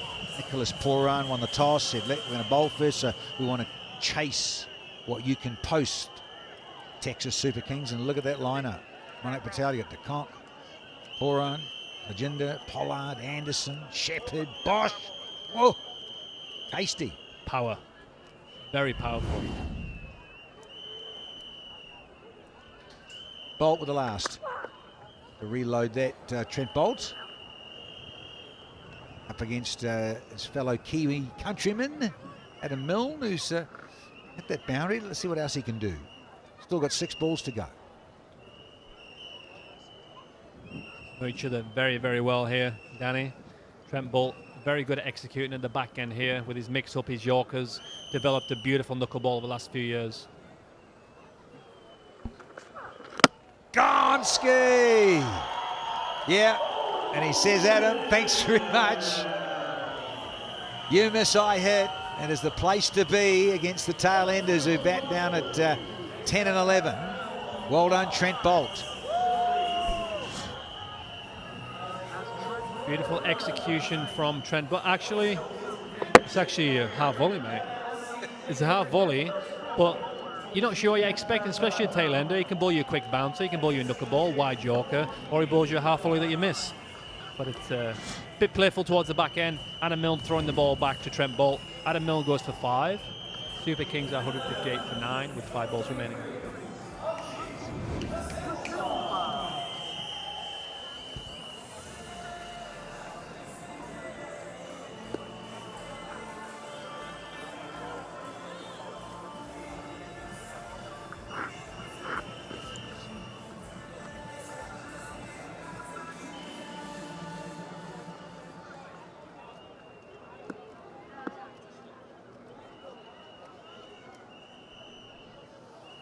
Bolt. Oh, yeah, searching. Get back! Hit him, yeah, he does! He's going to be in the World Darts Championship this season, Trent Bolt. Cracker, pick up and you follow through. And De Silva, he's got a golden one. And they're all knocked over inside 20 overs. The Super Kings, done and dusted for 158 here. Love that. Definitely a bit of lightning for Bolt. The old Texas spin and shuffle throw. Yeah. Took his time, made sure he didn't have to bowl any extra balls. As a fast bowler, you're happy to get out of that over. A good run out, good way to finish. Silva not even in the frame. He's halfway up the pitch. Classic stuff, and a big broad smile. Trent Bolt, 3 for 18 he finishes with, but he's evicted that run out as well. And he's taken a catch. He's been in the thick of it as the Kiwi. The scorecard, very frustrating one, because you had Millen and Ranjane. They got a nice little partnership together over a half century, but nothing else either side of it. That was the problem. Mulder, well, he got to double figures, but he couldn't convert because Bosch was just too good. Think of these two, Bosch and Bolt, the double Bs. 3 for 18 and Bosch 4 for 29. Very good indeed. So the bowling, Liam Plunkett's very happy. MI New York. Bolt was outstanding up top. 3 off the reel there with 3 wickets. Yeah, but 3.2 overs, 14 dots, 18 runs, 3 wickets. Conning rate of 5.4. Also, Bosch was outstanding with his pace. Picks up 4. As we said, not many people to do that in the MLC, especially for MI New York. Yagaka finished well in the last 2 overs, keeping the score restricted. So MI New York are very happy to keep Super Kings for 158 off their 19.2. Excellent indeed. Let's go sideline to Amar Patel. Here with Trent Boult. 158 today versus the onslaught of yesterday. What went right today? Yeah, totally different conditions in my opinion. Obviously a few more overs bowled on that wicket. I thought we played nicely for that. Obviously better off for the hit out yesterday. But to come here and turn up with the ball was satisfying, but only half the job done. Yeah, it's a big rivalry game. Everyone talks about it. MI versus the Super Kings franchise. You take 3 wickets in it. How important is that? Yeah, every game is a big game. Yep, obviously the franchises have played a lot together. But yeah, we obviously wanted to put in a better performance than what we did yesterday. Like I said, half the job is done, but satisfying to tick it off as bowlers. And on a personal note for you, first bowler in Major League Cricket to get to 50 wickets. How does that feel? It feels amazing. Thanks to the crowd. No, just joking. Didn't know that, but yeah, nice to be in the wickets columns tonight. Yeah, played a bit of cricket here, I feel, so nice to make the most of those conditions. Well done in the first innings, and good luck in the second. Cheers, man. Evergreen Trent Boult. Marvellous for him and Bosch. They've taken 7 wickets between them. Now then, the target. Just under 160, 159 to be precise. They'll have a quick break and the reply on the other side.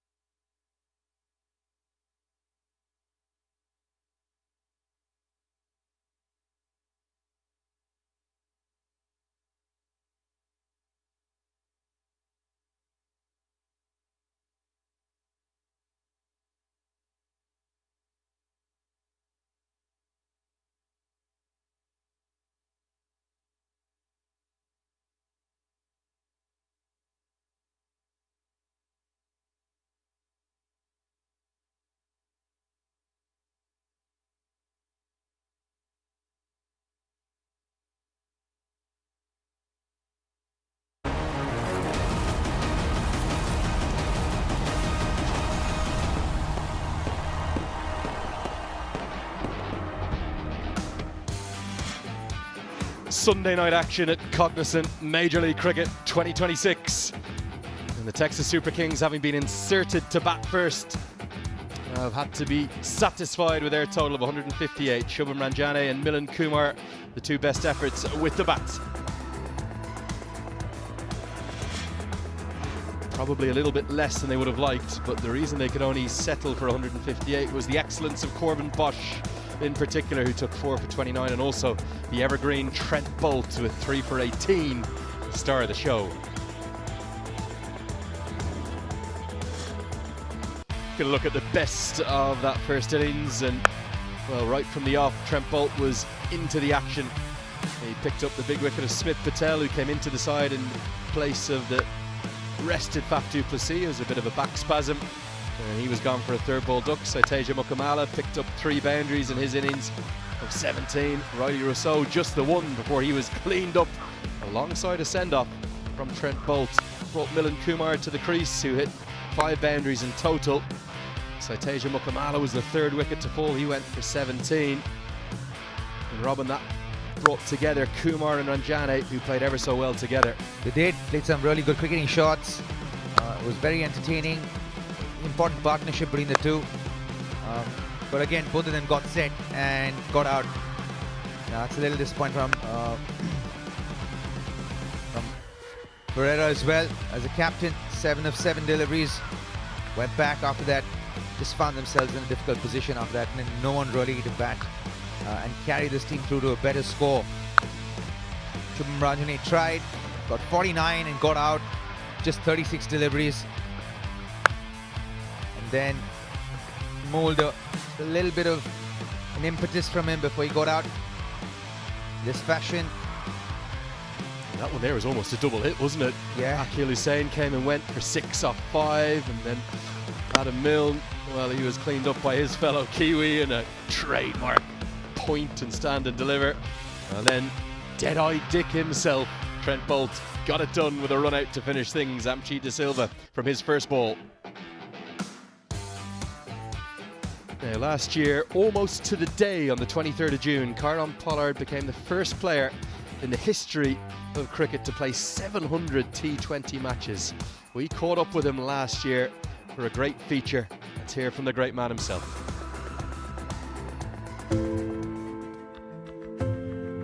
Longevity in the sports, and to play, 700 games in any format of cricket, I think in itself, is an achievement. I have to give myself credit. I tend to give credit to everybody all the time. There have been some challenges from injury perspective early on. 2010, got a hit in my eye, career-threatening, 2 ACL injuries, multiple muscle injuries and stuff like that. But by the grace of God and the support of my loved ones, I'm still able to stand here, and speak. Pollard loves that.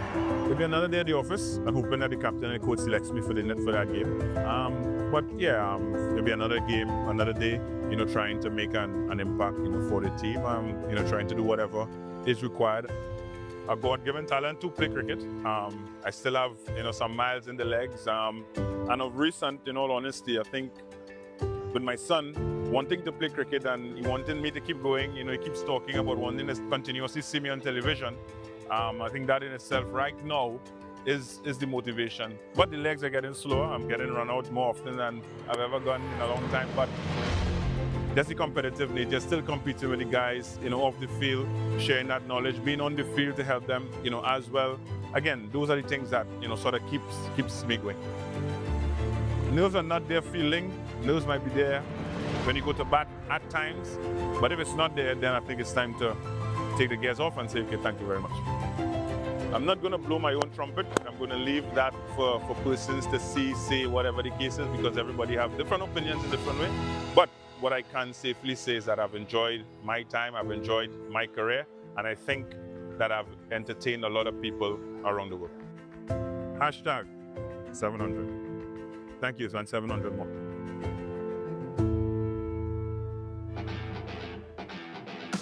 Well, 700, and let's hope many more to come. The now officially all-time leading run scorer in the history of T20 cricket, going past Chris Gale here last night. You'll be able to watch him in just a few moments' time as his MI New York side are going to need 159 to win.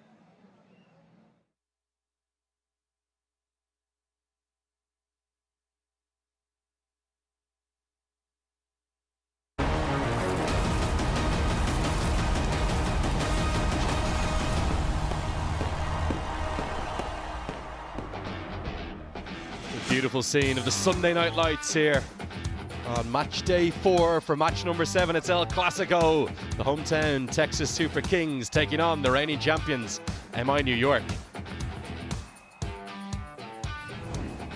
And the Super Kings are going to have to bowl and field very well because the reigning champs are going to be looking to hunt down this total. They need less than 8 runs per over. And they've got a confident-looking Manak Patel and Quinton de Kock.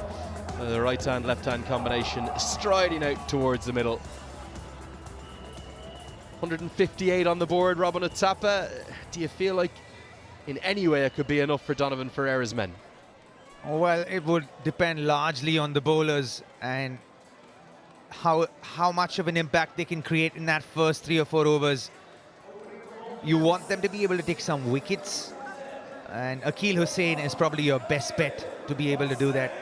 I was flummoxed how he didn't play in the first couple of games for Texas Super Kings, but he's here now. Better late than never.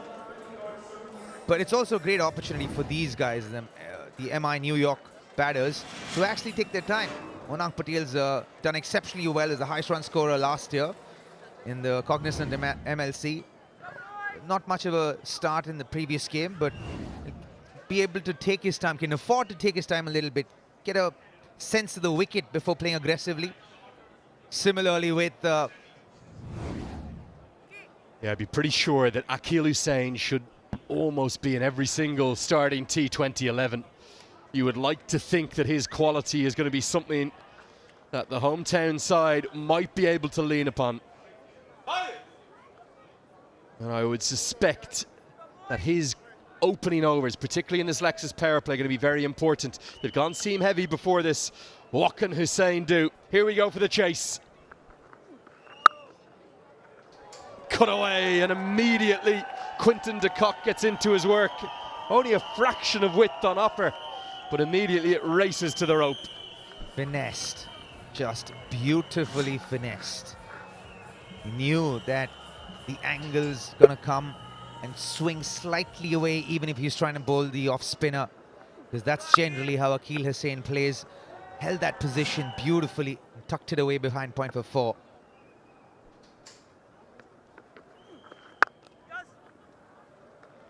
That shape away from Akeal Hussain is something that he depends on.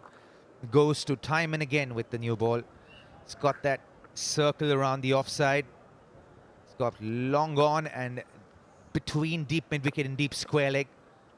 So is that fielder inside the circle on the leg side.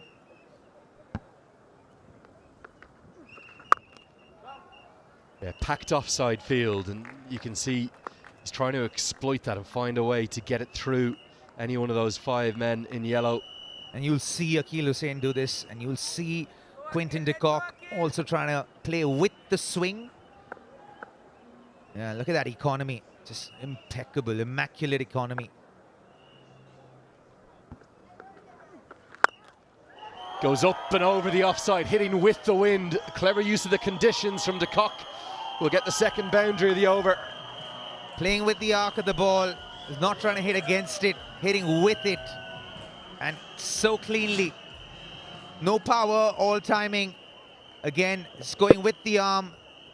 No turn, a lot of swing away from the batter. And he's playing it on the offside. It's a really good stroke, Robin, because he's got to get the full extension of the arms through it. Almost hitting against his body weight.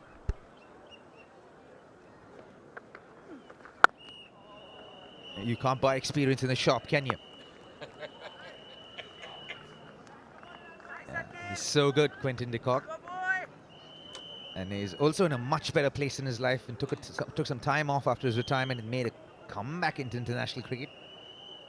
And ever since he's done that, it's been amazing. Goes again. Oh, that's the shot of the evening. A thing of beauty, and it soars all the way for 6. It's 14 for none. Delightful cricket shot, that. Danny Moran would say, "You know it!" 266 feet 6. And all pure timing. Watch the impact point right under his eyes.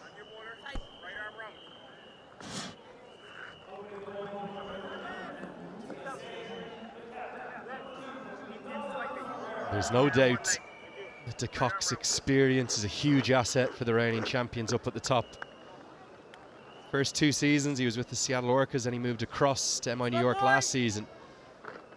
By his elevated standards, probably a pretty good year. 373 runs last year, averaging over 30, strike rate 140, 450s too.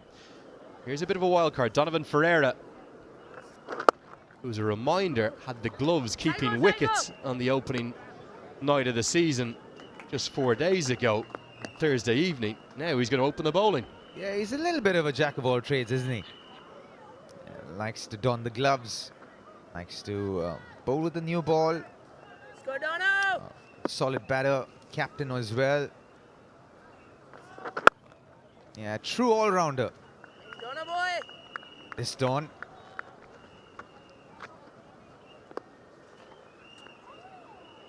Let's go, boys, let's go! In the middle. Millie! I think that part of the reason that Ferreira has decided Millie good, Millie good, Millie! to open the bowling may well be because de Kock is in there.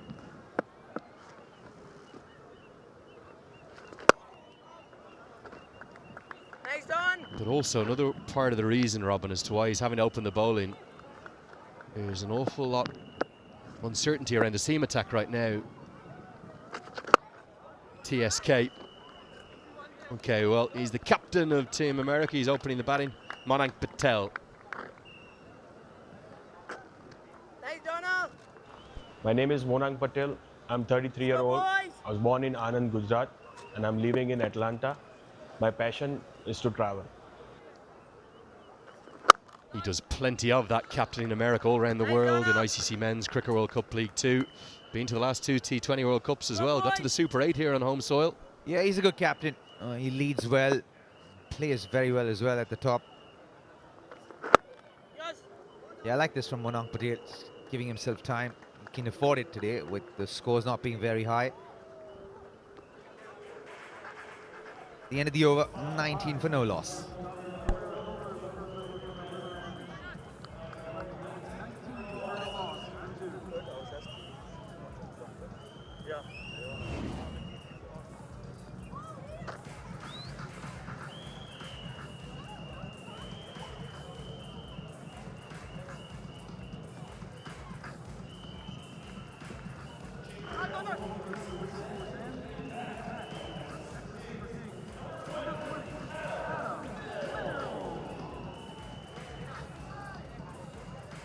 Here's the batters to come. Nicholas Puran will be at 3. Likely Tajinder, who sacrificed himself last night. That run out, that mix-up with Kieran Pollard. No. Hang on a second there. that was a proper run if he just backed his partner's call. I'll repeat my words, Robin. He sacrificed his He didn't sacrifice wickets. himself. He shot himself in the foot and got out. Here's Adam Milne.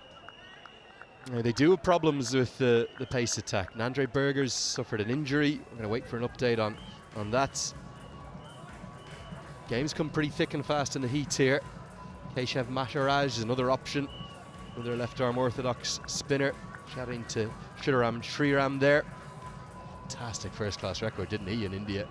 He's a legend of in the Indian domestic scene.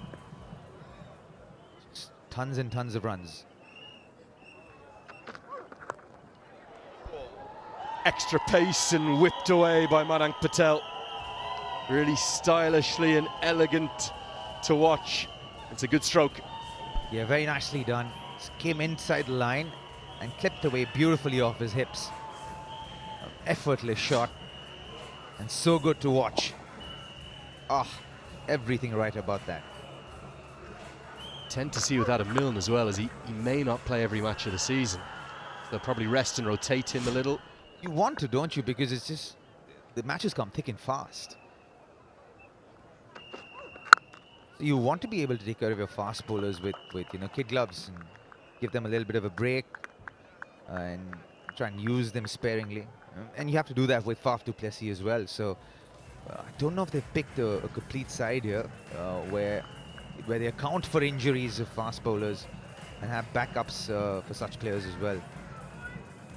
That's a tough one to lose an Andre Berger because he was bowling well.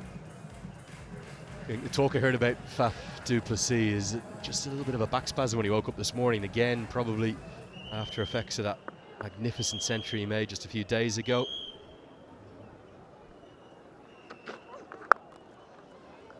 Now, I think strongly, Robin, that Tajinder Singh sacrificed himself here in this mix-up with Corbin Bosch. You think differently? I completely disagree with you. He stopped after agreeing to run for that. He responded to Pollard's call. Watch him here. He starts off, and then he decides he's not going to run once Pollard's running. So that's his fault. He shot himself in the foot there. He knew it. And he's having a chuckle about it even still. They're chuckling at him about it. He's just smiling sheepishly to himself. He's a smiling assassin, I'll tell you that, Tajinder Singh. Yeah, when Adam Milne gets it through, he can be really quick. And this was a remitly speedy delivery, 86 miles an hour. Can get it up above that as well, can get it up to clock in the 90s easily. Yeah, very easily. He's a very, very good bowler. I have to understand the workload of these fast bowlers going through and playing so many of these leagues around the world. They have to manage themselves well and operate from a consistent speed that can be very effective, and I think he's found that. Half an appeal, but bats involved. So he gets it up to 86 miles an hour. Now, we spoke about the importance of Akeal Hussain, but just how exactly has Quinton de Kock dealt with him? Yeah, he's kind of lent into his experience here, knows that Akeal Hussain will swing the ball away from him with the new ball. That's generally his modus operandi. And so because he's going to do that, he's decided that he's going to play him with the wind and with the swing, and just makes it so much more easier, even though Akeal had fielders on the other side of the field where he forced him play against the swing. Good short ball, but indicated as too short. Why is that shot, the inside-out shot, up and against the weight of your body, so difficult to play as a batter? Honestly, if you play it right, and when you play it right, you don't play it against your body. You actually lean into the shot, and as you play the shot, to create elevation on the ball, you lean back into it. So it's a very nuanced kind of shot where you try and get as much as you can on top of the ball, but as you're playing it, you kind of lean back and create elevation. Put down! Oh, it's a dolly and De Silva. Well, he shells it. Milne can't believe it. And the TSK fans, they can't believe it either. 27 for none.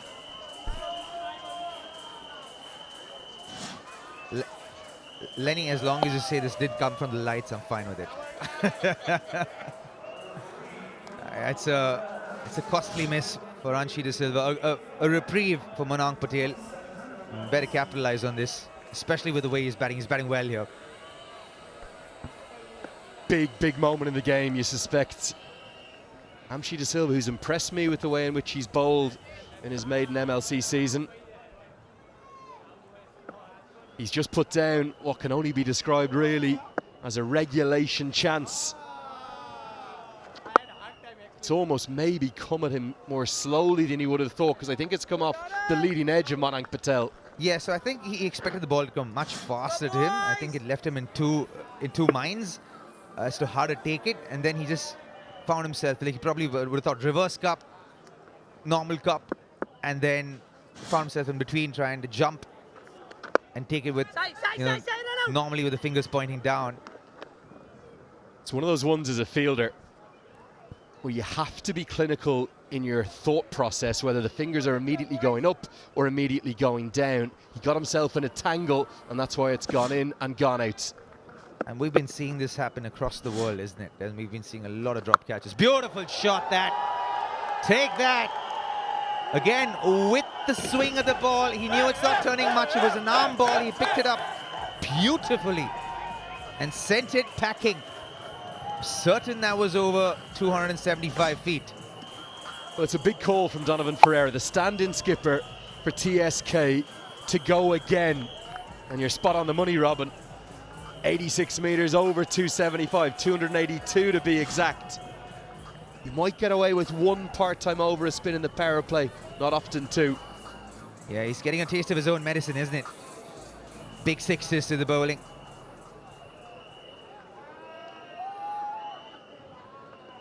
Yeah, I'm not a big fan of back-to-back overs for bowlers.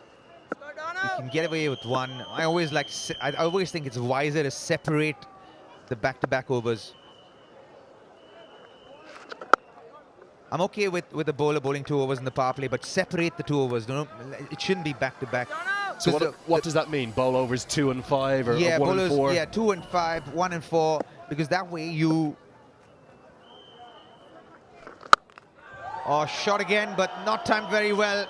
Hang in the air for a while, will probably just be 2. So when you come back to bowl back-to-back overs, the batter's got a feel of what you bowl to him, and it's just there. It's there in the front of your mind, right? And so there's the second over, more often than not, the batter lines you up, and he wants to go after you immediately. Yeah, it's a really good point, but he does get out of his over. 4 have been bowled. My New York in total control, 37 for none. Let's go!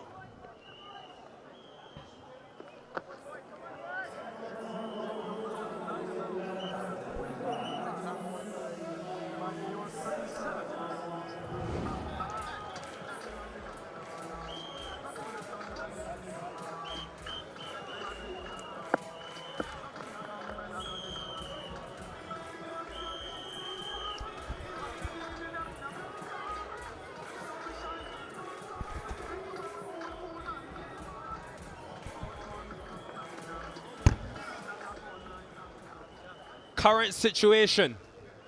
1-2-2 needed.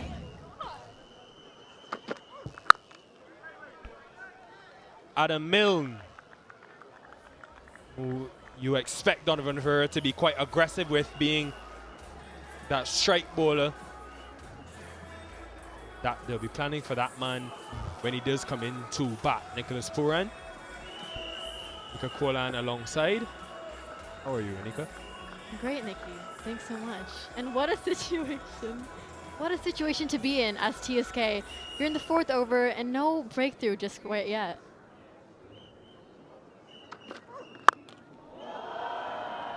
Big, huge 6. They've ruled dropping Monak Patel in the past, TSK. They could be doing it again. Yeah, not something the TSK players are going to want to see go over the boundary, but that's an excellent strike from Captain America, Monak Patel.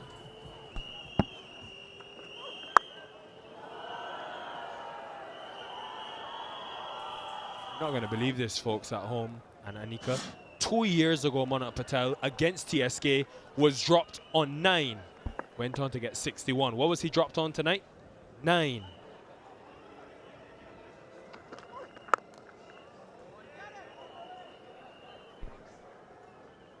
This is an excellent touch.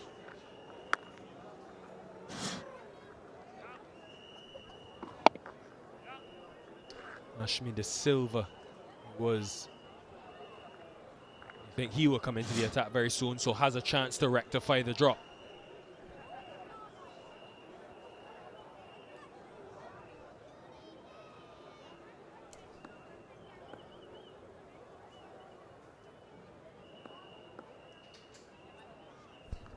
There's a deep point going into place just right of your screen to complement the deep square that's already in position.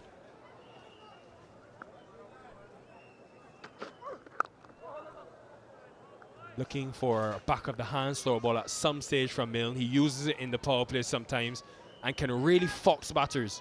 Everything's been around 134, 138 this over. The target's 159. We're at 45 for none in the MI dugout. Nikhil, do you think that this is going to be an interesting game? You think it's going to be close at all? What are your thoughts? I think they're 1 wicket away from making this very interesting, and it's a pity they created that chance and weren't able to capitalize. can get funny, these small chases. Well done by Smith Patel, wearing the gloves today.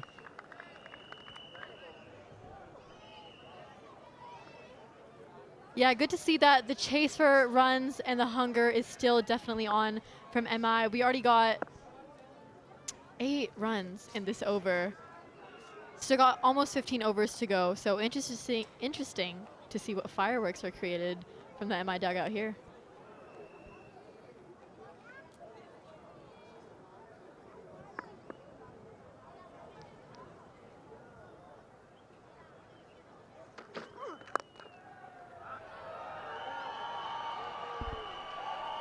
Nice placement from Monat Patel to end the 5th, 49 for none.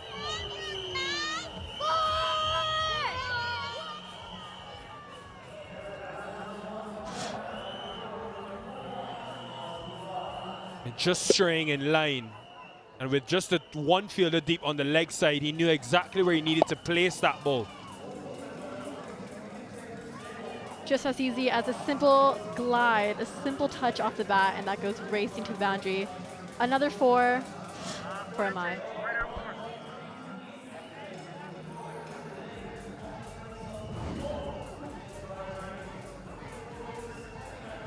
End of 5 overs. Similar stage. They were 35 for 2, Texas Super Kings, and had to rebuild towards post power play towards the drinks break. So MI in a better position given that they've not lost any wickets. Here's Ashley De Silva. Straight away. Listen to the roar.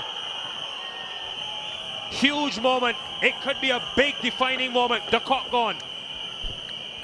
Absolutely a redeeming moment from De Silva. Dropped Mononk, unfortunately, but got his comeback of Quinton de Kock, and I'm sure you'll be very, very happy with that. Just rattling his stumps. It's the length again. At pace as well. He's been quick, slippery to start MLC Season 4. Quinton de Kock, after a start, gone for 26, 49-4.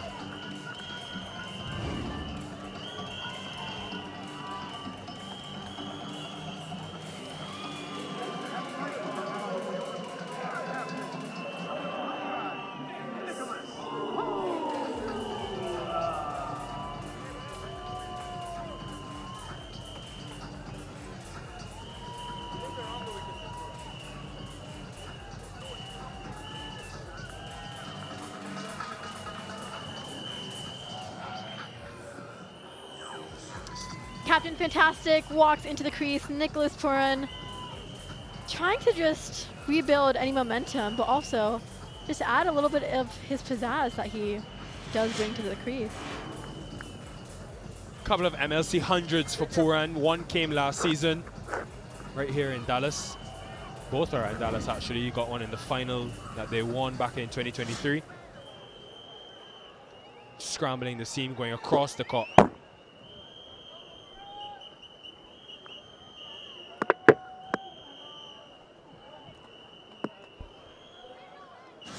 Deep point, deep square. On top of the bounce and nailed. And there's that pizzazz that we just heard about, off the mark straight away with the 4. The crowd loves it. I'm sure the dugout is very, very happy to have that captain out there.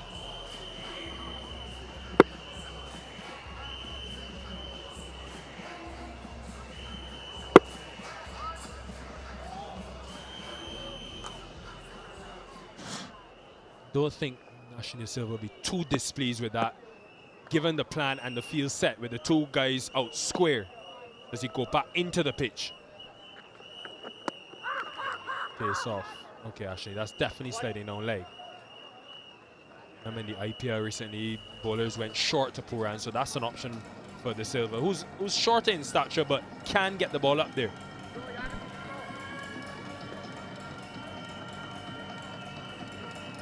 Yeah, they kind of just know that it's kind of down leg, but De Silva obviously going to want to cash in all he can as a bowler. And, you know, they say if the tongue tastes success, it definitely wants more. So trying to get another one in this over. Tongue tastes success. it wants more. Like that one. To trademark that. He's got a story at Ashley De Silva, Anika, that you'd relate to, being a former under-19 World Cup player yourself. Ashley De Silva played in that 2020 edition for Sri Lanka alongside the likes of Patirana. Yashasvi Jaiswal played that World Cup as well. And his dad moved to the United States in 2008. He moved in 2024 with the rest of his family. Had to start over, new beginning. He's been playing in the minor leagues, doing well, playing for Kingsmen here in Dallas. And in one more year, he's going to be eligible to play for the United States. So he could be a huge addition at 24 years old.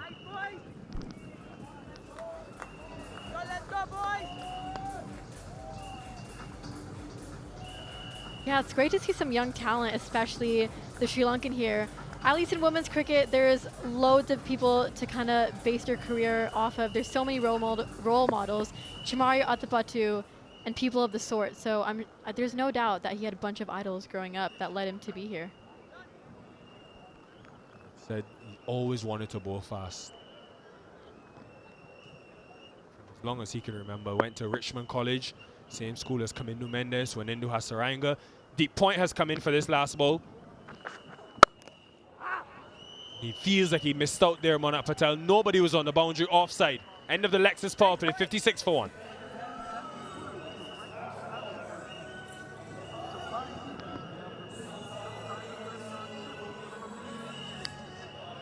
Yeah, really good scenes here in Grand Prairie, Texas, where we see a little bit of a match summary. The Super Kings ended with 158 all out, and New York is currently on 56 for 1. So we need about 103 runs off of 84 balls, and definitely eager to see the competition here.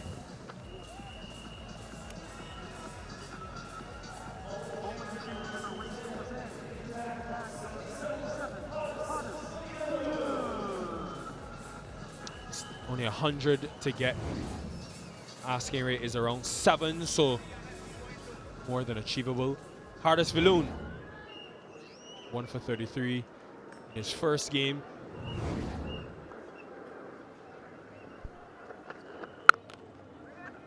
Seen anyone in the MLC go short, and that man that's fielded the ball there, Akil Hossain, is Nicholas Puran's best friend. Get back to it, because for now, enjoy the Lexus power play and batsmanship. Yeah, absolute sparks here on the crease. We saw that one get put down, but followed up by a few more fiery shots here that I'm sure TSK wouldn't have liked, but then we did get that wicket of Quinton de Kock.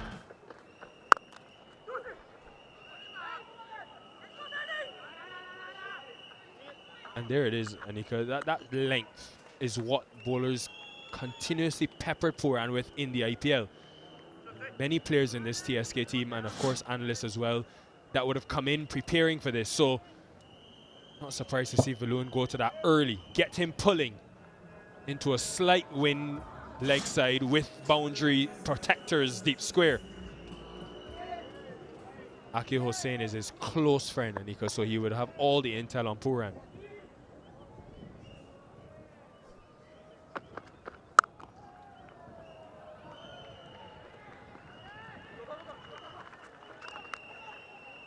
Yeah, nice to see just Viloon trying to kind of build a seam for the batter, and hopefully, as he hopes, to get on top of either Monak or Puran.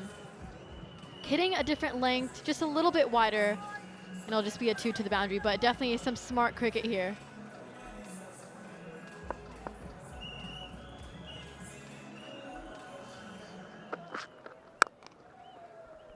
What did you do in your captaincy days when your team was sort of defending a low total and you had a partnership that needed to be broken? What was your go-to as leader? I think it was definitely helpful that I was behind the stumps in those difficult situations, because I think that, one, speaking a little about wicket keeping earlier, those angles are definitely something that are really important, and every detail counts to finding that breakthrough. And number 2, I think just getting all the encouragement you can from your team members.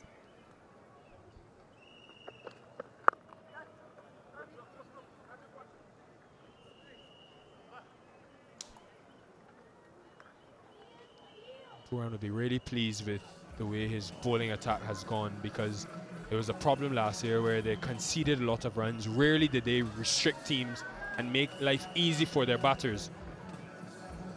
This is the perfect platform now to not only get a win, but potentially a big win to compensate for that 245 they gave up yesterday evening.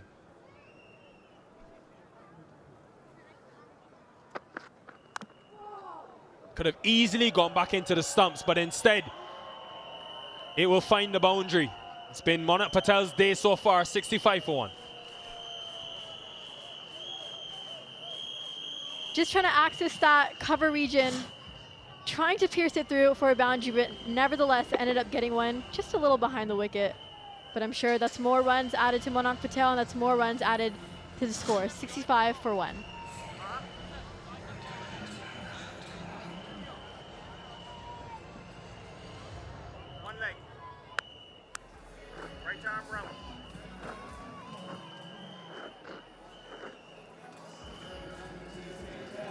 MI New York, two-time champions, playing a team in Texas Super Kings who have been to the playoffs every year but have never even made the final. Donovan Ferreira will be hoping, as vice captain of this team, this could be the year.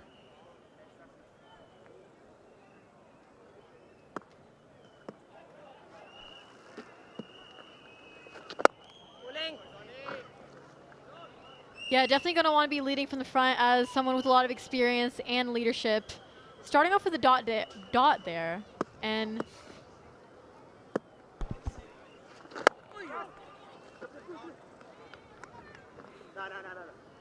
Teja, don't wait, Teja. dot, another single now. This over is shaping up pretty well. Bowling at a speed of 93.3 kilometers an hour, so definitely a little bit of an interesting mix on this wicket here.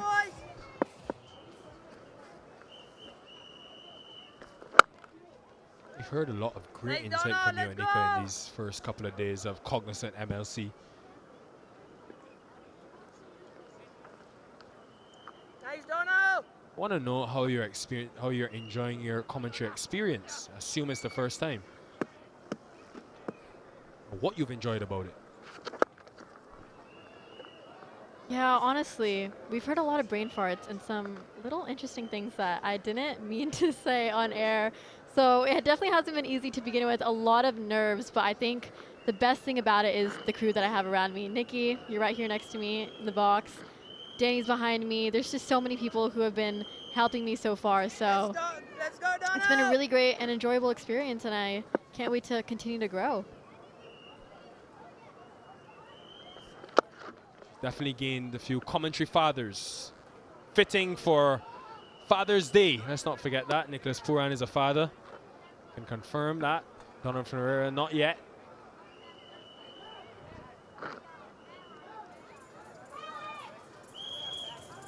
Aaron Pollard, his son is playing regional cricket for Trinidad and Tobago, about to play on 19 cricket. So the fathers will be proud today.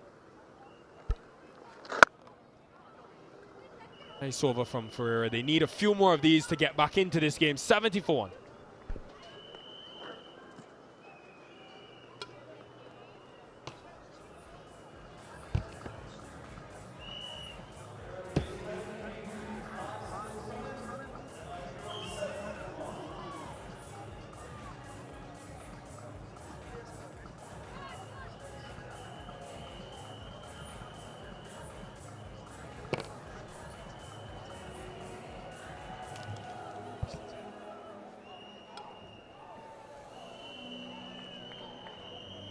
Here with one of the young superstars in the league, Rushil Agarkar. Rushil, thank you so much for joining us here today.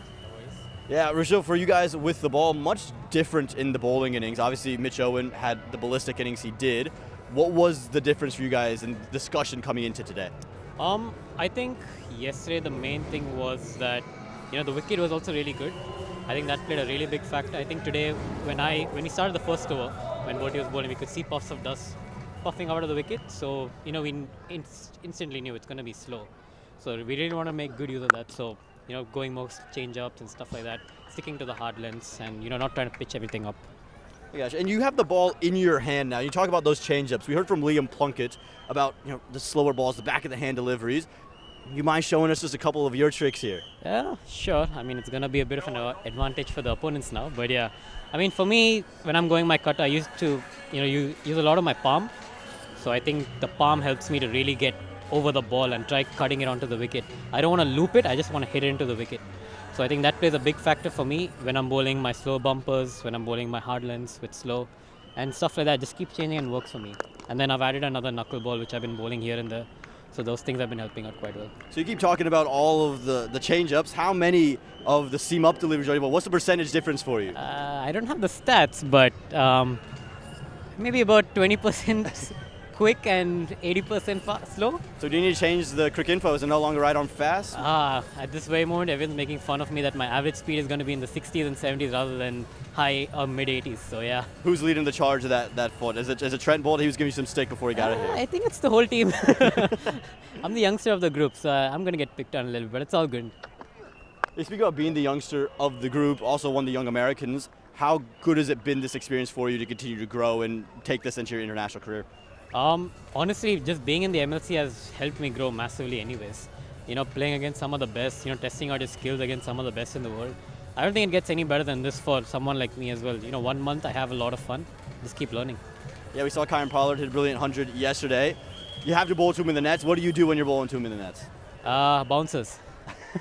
Do they climb on him, or is it slower? I can bang it into the wicket because he's so tall, so I have fun bowling to him. But he's always given me good information on the return side, so I get to learn a lot from him, so I'm really grateful of that. And lastly, just speak to me about this rivalry in particular. Obviously, the blue versus yellow, everyone talks about it. How cool is it to be a part of it? It's amazing, honestly. Like every time I wake up in the morning when I know I'm playing Texas, there's a bit of pressure, because it's a big rivalry. It goes on for almost 18 plus years, so yeah. I mean, it's pretty special to play against them. They're a good side, and they always come out with a tough opponents, tough fight. So yeah. Happy. Well, Rushil, thank you so much. Thank you for showing us some of the tricks as well. We won't take too many away from you. Good luck the rest of the way. Thank you very much.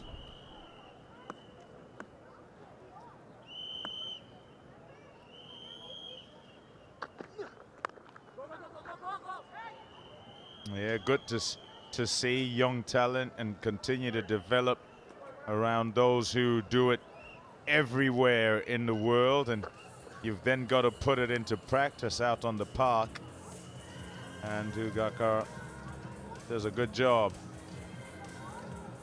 MI New York 75 for 1.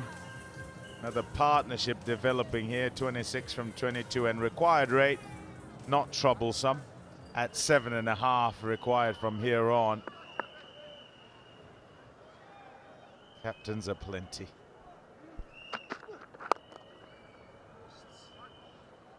Nicely nudged for another one. Every single one of the over. 76 for 1.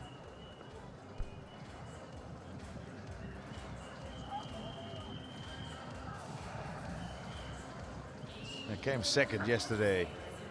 MI New York, and in a really good position this time around, and must ensure that they don't throw the position away. Target modest at 159.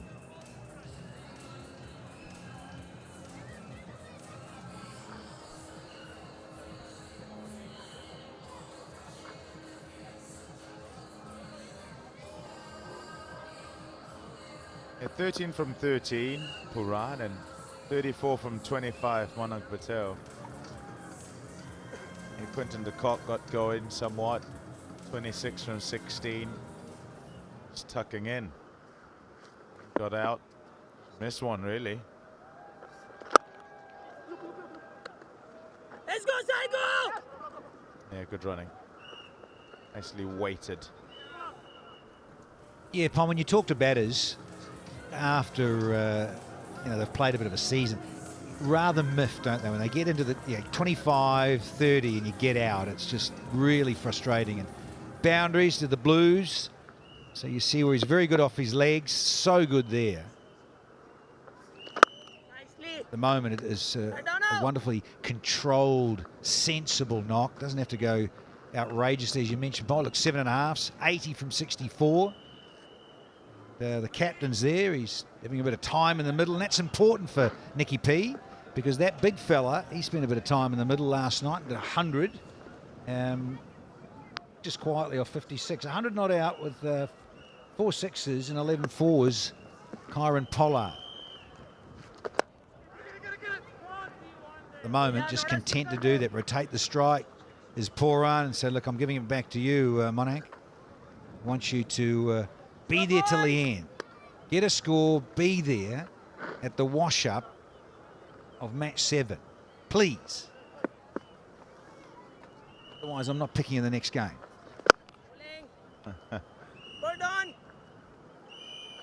Yeah, always looking for a good performance. All the players. Yeah, Corbin Bosch spent some time out in the middle, as you say, but yesterday, 5 down for 64, trying to get to 246. And he got that century, and also, like you look at it, and we're talking about net run rate later in the tournament. You can recover, particularly when you have big hitting players. There are quite a few of them. The wide open space there, they'll get a couple. Doing it nicely here, in a much better position, and it'll please them no end. Couple to end the over makes it 83 for 1 for MI New York, and time also for a drink.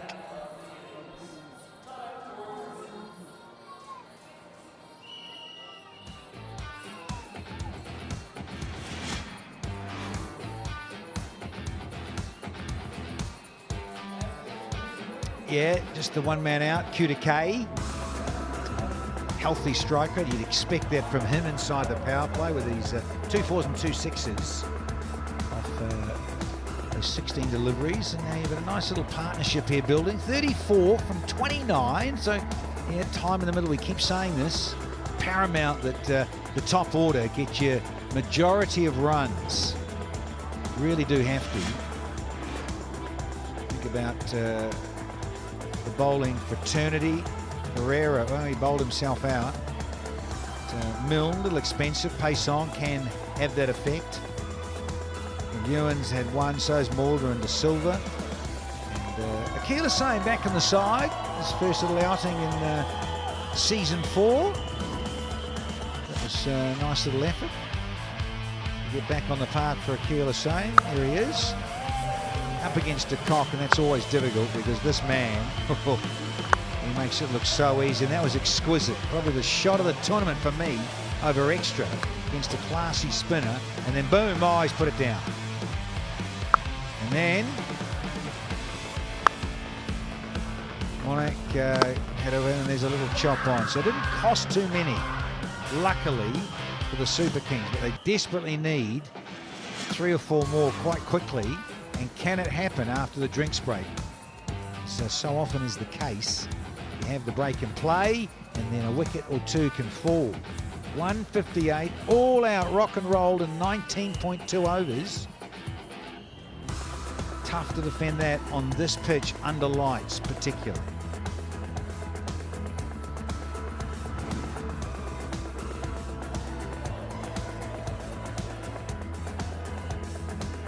So that's the equation. 76 from 60.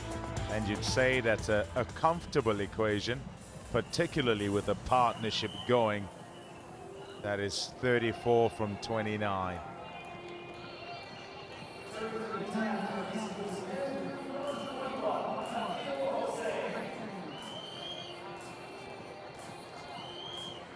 Yeah, though this partnership of 34 from 29 is one that should have them comfortable and seeing the finish line really.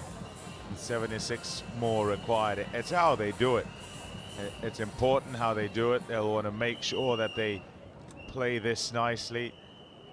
Play a couple of batters who are important in their lineup in Puran and Patel to good form.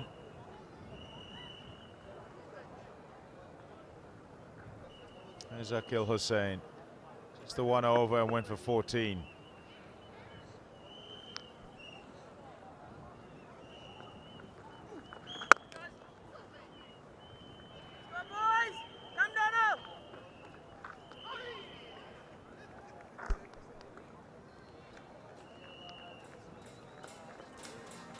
Just a little dawdle to the other side. Conserve energy, might have been thinking Manan Patel. Donovan Ferreira not letting him have that. Making sure that he has to just scramble the last few yards. So look at that ball skimming across the outfield and square. Lush green, right. And that square. Soften the ball. Ching, you think? Yeah, I think so. Cognizant, clutching. Now these two are going about big sides and around the globe. You think of all those other franchise tournaments. SA20 IPL here with Cognizant MLC. Yeah, it's a good rivalry.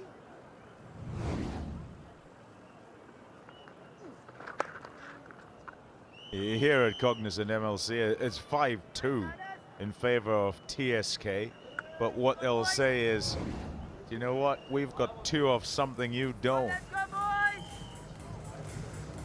And when it comes to Cognizant MLC, MI New York have won it a couple of times. Inaugural season and last season.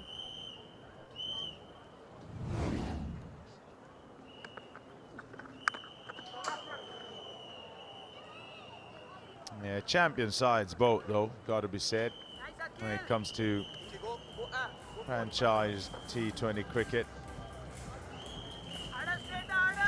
The one that always interested you and I was that when you had a certain MS Dhoni coming out and a certain Virat Kohli when he was captain for the coin toss, say, look, we've got a few of these and you haven't got any. Different nowadays. It's different nowadays with VK, Virat Kohli. They won last year and this year, so RCB backed it up in the Tata IPL. Very good effort from them. Very good franchise and squad, and coached by Andy Flower, very successful franchise coach. So a wonderful head on his shoulders to help mould and keep everyone happy.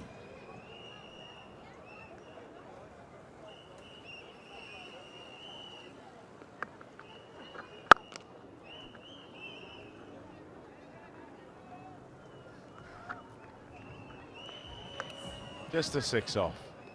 89 for 1.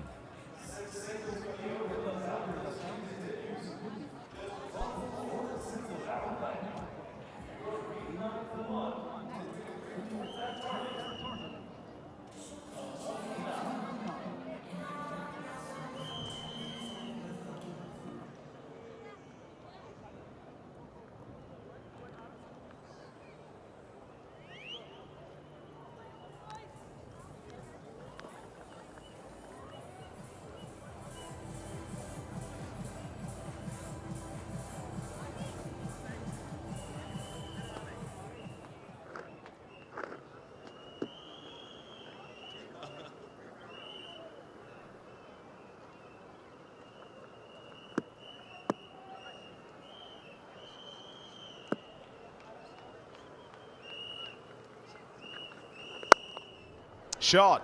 Oh, wow. Fast hands from Nicholas Puran. It's wide and it's like a flashing blade as he gets that away for 4. It's like all those highlight clips. Yeah.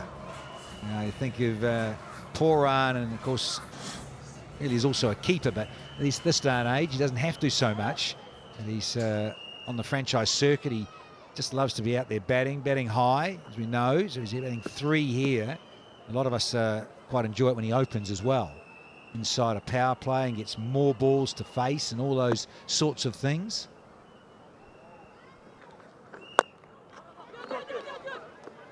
No need for the risk, none whatsoever. They'll just take what they can get.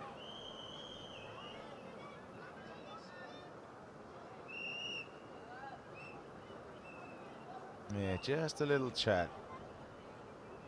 Say, hey, I know you want the strike, but we don't want to be running each other out.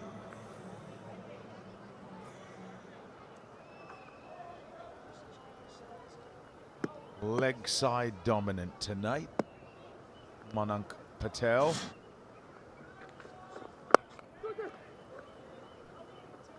Nicely played. Recognition of the fact that the ball's not rolling too quickly, and so can get back for a second. Yeah, sponsored by Wristwork. They're a sweatband out of Texas. Very good indeed. Marvellous hands. Think about Muhammad Azharuddin. Think about those sort of guys. Vives Lakshman. Wonderful wrists. Yeah, good gas.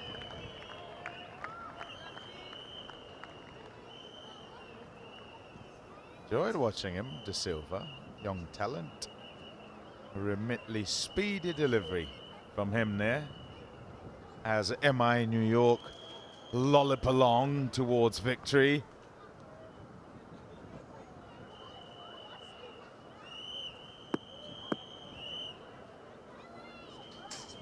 Here you go with another stat.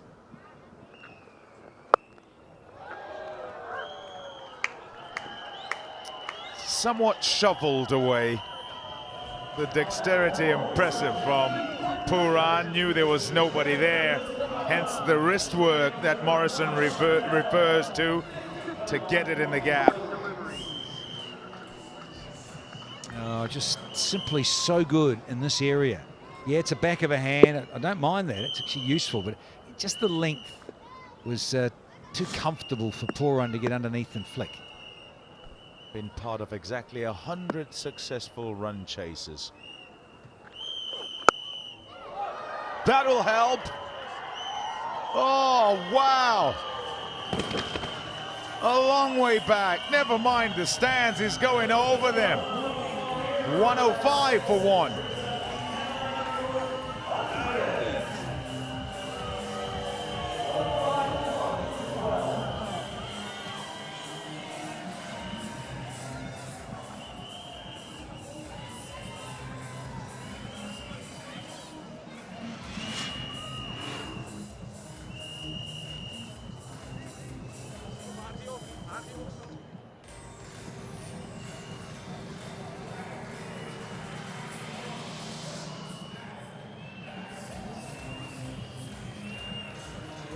Well, that red New York worm very much wiggling its way up above the Super Kings one. With only one wicket down, this game only going one direction unless the hometown side can start to find some breakthroughs. This, Liam Plunkett, was an outstanding stroke. Pace on, banged in and scythed away for six. I mean, how far he hit it over that angle of the third man, the amount of power and the wrists. You see him training on Instagram with them like plastic balls on the concrete. And he just smokes the ball. Great timing. Here's Hardisville Yoon back into the attack for his second over. Patel's played nicely, isn't he? It's been a measured innings, but one that has shown almost complete control throughout. And leading run scorer from last season, very much up and into his work alongside his skipper. Yeah, absolutely. I mean, there's some good innings from Pollard last night, but they didn't quite get the win, even though it was amazing innings tonight. They're going to see this through. You hopefully at this point, 53 of 47, the guys are going to get themselves in, get used to the pitch, get used to facing the ball, and then move on to Auckland with a win under the belt.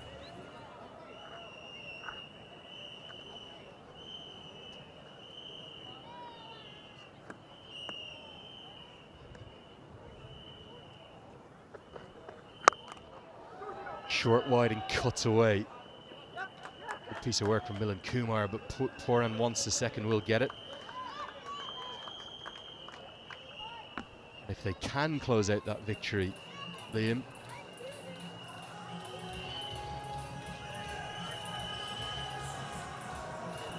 On this Lexus points table, we'll end up with a position of all six sides at the end of this Texas leg. First leg of 5 will have won a match.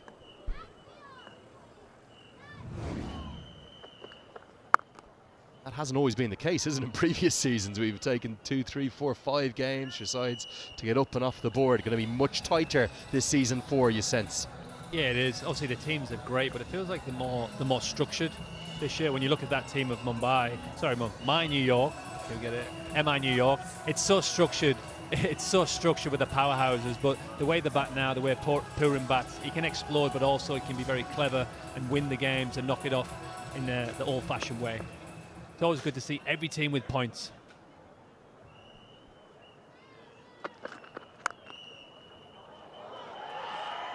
Really good stroke, right on top of the bounce, and very much intentionally getting it behind square.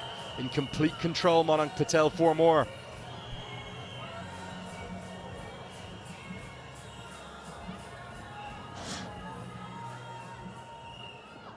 Yeah, I think it was a bit of an off pace, but it was a little bit of width, and Monank's in some good form here. He's in his 40s and quite easily just slashed that through back with a point for 4. Obviously, Viljoen is very disappointed. A wayward delivery. Hopefully, he can bounce back here and take a pull. Oh, full in swinging and given. Brilliant bowling. The only question will be, has it swung too much? I don't think so. The Monank Patel is going to take his medicine. He'll not just walk off, but have maybe a bruise to go with it. Brilliant bowling.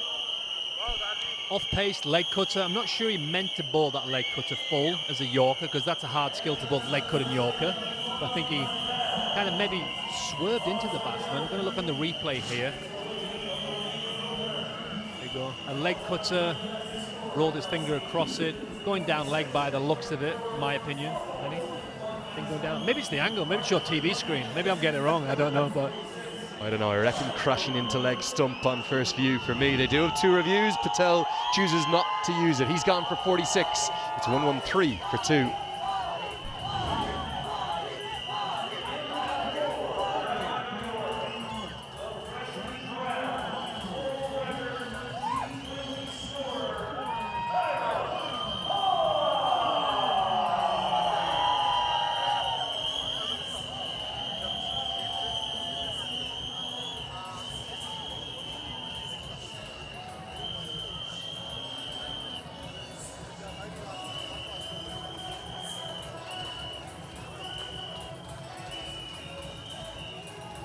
Well, we heard from him in the interval. Wonderful feature when he became the first ever cricketer to play 700 T20 games last year, almost to the day, in fact, on the 23rd of June. In season 3, and Kieron Pollard, fresh from his 2nd career century, he achieved from the very final delivery of the match last night.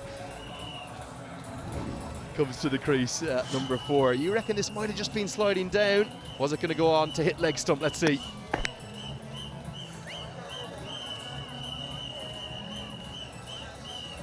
Yeah, on the VTEX DRS, if he had gone up, it would have stayed out, but they would have kept the review. interesting. He didn't actually mean to bowl it that full, I don't think, but it just came out, and it came out as a beautiful slow ball. Bit of a Disney's Aladdin dancing there with his Super Kings flag. We'd love to see the kids enjoying the cricket, and that's what we're getting on the screen. Well, you were asking for the wicket.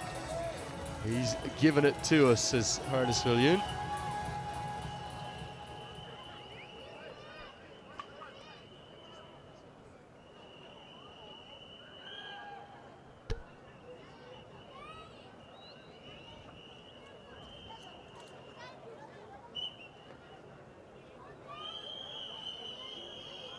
It was interesting delivery, wasn't it? Because I think you're right, it was the leg cutter, but it just seemed to me to kind of swing in a little bit on Monank Patel.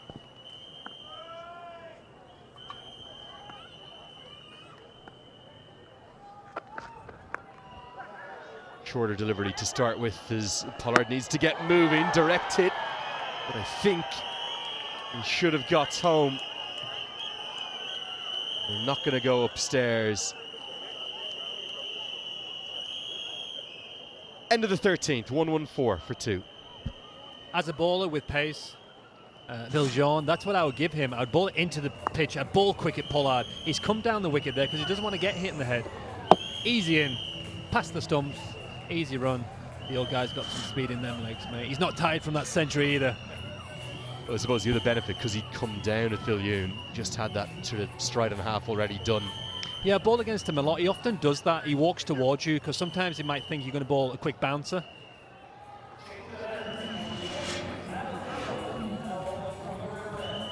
He's a special cricketer, is Kieron Pollard. No doubt about that.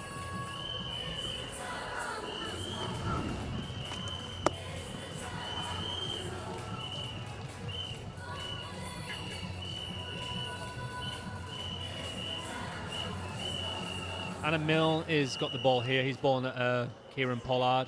I think very similar with them field back. I bounced on about this a long time, but I think he's going to run in, bowl some good pace, maybe bowl some bounces here at Polly, mix his pace up, make him feel uncomfortable. I like the change of bowling. Very strong call from Ferreira. Well, we saw a knock for the ages last night. We really did, from Kieran Pollard.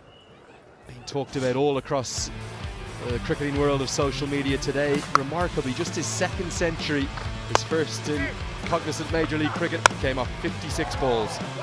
Yeah, we talk about this mentor coach's role and how much cricket you've played, but he's here to get to second 100. He looked outstanding, in great form. He's obviously powerful, but the way he played the game yesterday, soaked up pressure, smashed the ball, quick singles. He was magnificent yesterday in that 100.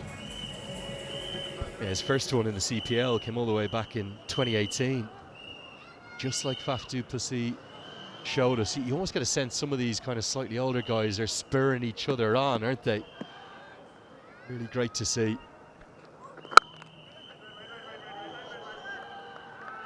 Also, at this point in your careers, sometimes you take a tournament off, it refreshes you.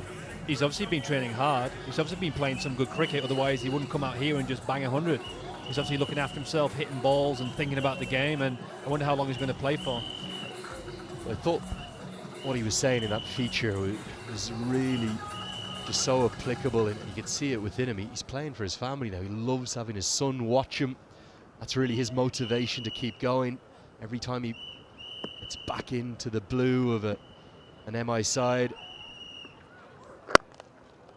it's his son who adores watching him, and can you imagine the buzz he'll have got last night with Dad, now on Father's Day today, bringing up just his second career 100 at the age of 39.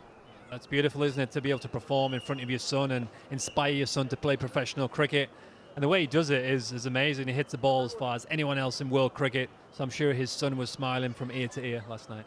And the thing I love about it, an icon of the game like Kieran Pollard, it just catches everyone's attention. Going past Chris Gale's record last night, everyone around the world wanting to wish the big man well. Good over this from Milne. He's probing away. Very different length he's deploying against Nicholas Puran, but you sense for TSK it's got to be a wicket. It almost has to be this over. It does, and you're going to have to take a risk here, Adam Milne. You're going to have to bowl some sort of slow ball bouncer, some bouncer, a back of the hand, something to make a false shot from Nicholas Puran. Puran's happy here seeing the bowler off. He's happy looking at the ball, knock it into the gap. If he gets a bad ball, he's going to smack it. But he's not really taking any risks. He doesn't need to.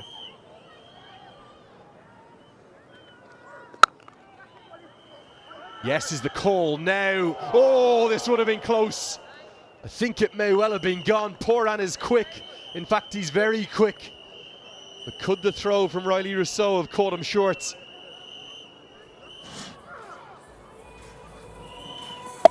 Nicky P knocks into the cover. Riley Rousseau throws. He would have been out. I think Nicky P actually thought. Yeah, miles out. I think that he thought Riley was going to throw at Pollard's end. So I think he was caught wandering. He thought he was going to take his time, and then he had to get his skates on and get a good sprint in. He actually did everything right, didn't he? Perfect body alignment. Only thing that wasn't perfect was the impact. Probably about a stump and a quarter to aim at, something like that. It's amazing what dot balls do at any stage of any contest. 3 dot balls, a bit of pressure builds up in the batter's head, takes on a very risky single.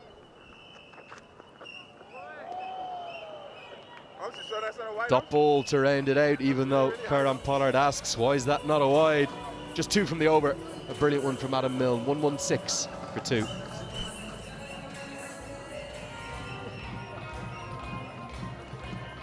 You reckon it's intimidating umpiring Kieran Pollard when he's questioning you?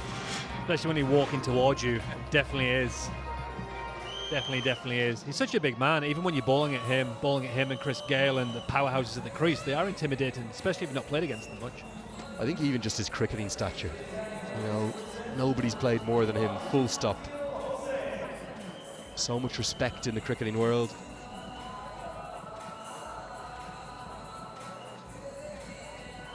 For MI New York, they're very much in the box seat. They have 8 wickets in hand. They only need 7 runs and over.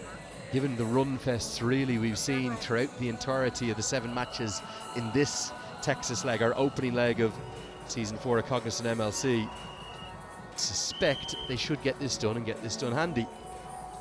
But remember, the last 2 matches we've seen, side batting first has won those after the first 4 have been won by the side chasing. Got a bit of everything throughout this Texas leg. For TSK to dream big, they're going to have to find a wicket now in this Akeal Hussain hover. It's a bit of a risk bowling him from this end, win behind the batters' backs. Pollard will join Puran in looking to hit with the wind. Puran picks up the single. There's no need to sprint it to there, is there?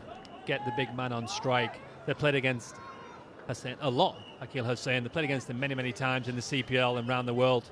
But I think for me, especially with the powerhouse of MI New York's batting lineup, there's plenty in the tank here, and they're going to, I think, comfortably win this. It's going to be a disaster if they lose from here, Lenny. It's an old Trini affair out there right now, isn't it? Hussain, v Pollard and Puran haven't just played against each other a lot, they've played with each other so much. For Trinidad, for the West Indies. Almost a battle of wills, looking to get the bragging rights. You would suspect what Hussain is going to try and do is almost play on Pollard's big hitting, maybe a bit of his ego, and say, try and hit it down over Donovan Ferreira at long on. I wouldn't play that game too much with him, mate. I definitely wouldn't play that game. That's a hop, skip and a chip for the big man. Yeah, and the wind has been a big factor today, strongest it's been.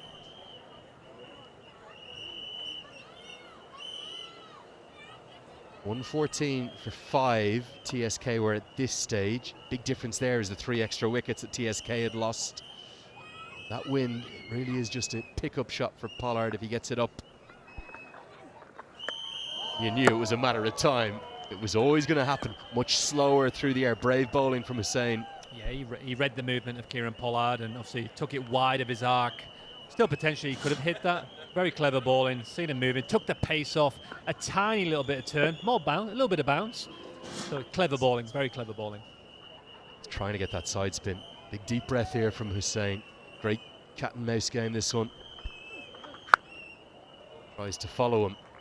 You can just see how well all 3 of these players know each other. Said cat and mouse. I've played against Kieran Pollard where he took spinners down last year at Auckland Coliseum. The spinner found him really hard. They're trying to go really wide and you keep reaching it, hitting for 6. Huge reach from the guy. Field change. Going to take one of the men over from the leg side, the right of your screen, over to the left, over to the off. So you'd imagine he's going to be looking to go full and wide. And you'll probably ask that man in the deep to go little square. So long off out, deep cover out as well.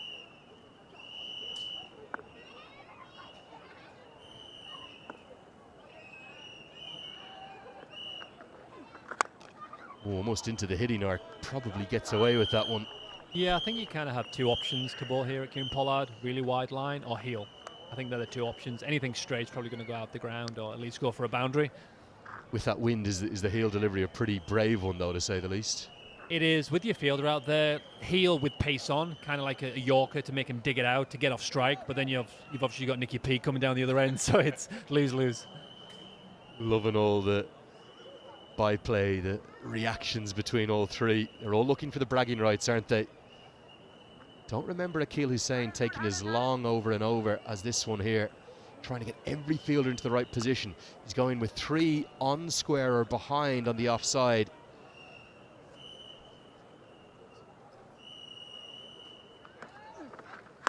Trying to hide it away out towards that guideline. Same again. They know each other so well. It's so fascinating to watch, but that is the ball. Try and get it out of his reach. So then be brave enough. I know that if he does get him out, he's going to run around here and celebrate like he's never celebrated before.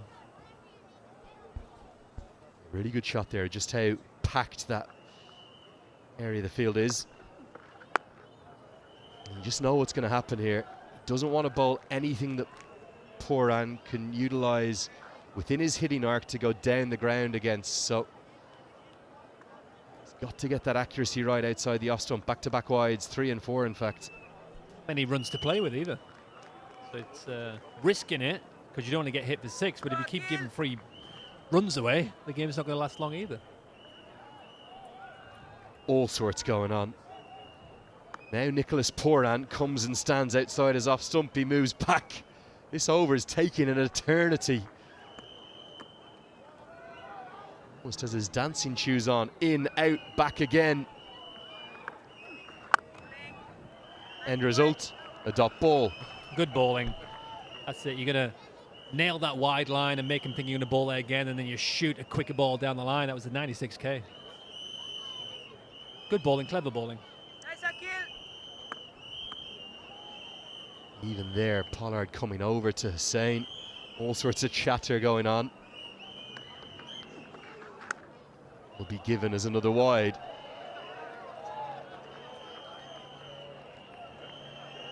There's a little bit of everything happening here. Every single ball we've seen Kieron Pollard going back and having lengthy words with Akeal Hussain. It's a game within a game right now.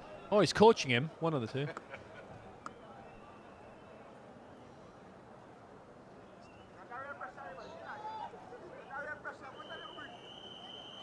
For a man who usually can bowl an over in about 2 minutes, this one's taken 7 or 8. All sorts going on in the middle right now.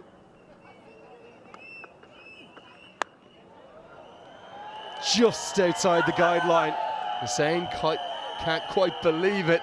Rashane Samuels says that's a wide. Here comes Pollard. Yeah, let's have a look at this on the review here. Maybe did it sneak inside? 5 wides in the over. Look at this. Yes. That's a wide, Lenny. That is a wide. Even the bowler, Liam Plunkett, agrees it's a wide here. I think it's only just. It's going to force a change in angle for Akeal Hussain, who's going to come over the wicket now, and all of those fielders as a consequence behind square come a couple of yards to their left. Where will Puran go now? Well bowled right into the block hole. Dot ball to end out. Rather remarkable over. Stand by. Just before we get to the end of the over, going to have a front foot check. Lands there. Yeah, fair delivery, just okay. It's 125 for 2. That was a long over. Lenny, it was like a reality show between them 3 there. A bit of back and forth, a bit of coaching, a bit of banter. And yeah, the fine lines of posting that wide line. Looking at the front foot here, his heel is slightly just behind. Bee's wing at the point of contact is correct. So yeah, it's safe. It's a good ball. Legitimate ball there to finish it off.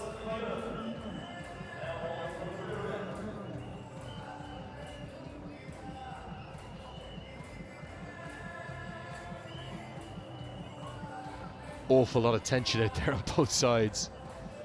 Almost like a little bit of pantomime, wasn't it, for the entirety of that 15th over. A little bit of everything happening.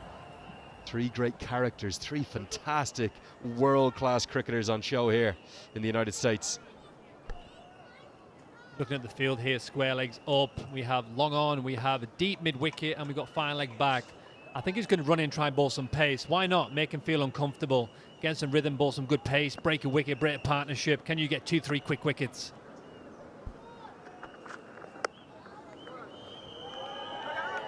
Yoon has gone pace on, and well, I think it's just flicked the thigh pad or maybe the flap of the pad. It'll be 4 leg buys as Pollard walks across his stumps, and required run total comes down to 30 now. Looking at the screen here, he's ran in, he has bowled pace on, but Pollard's walked across and did it flick that thigh pad and went for 4 leg buys. He does that a lot. He does walk across and make you follow him, and he always managed to get a little bit of bat or a bit of pad, and I can imagine through his career he had many runs down at that fine leg region.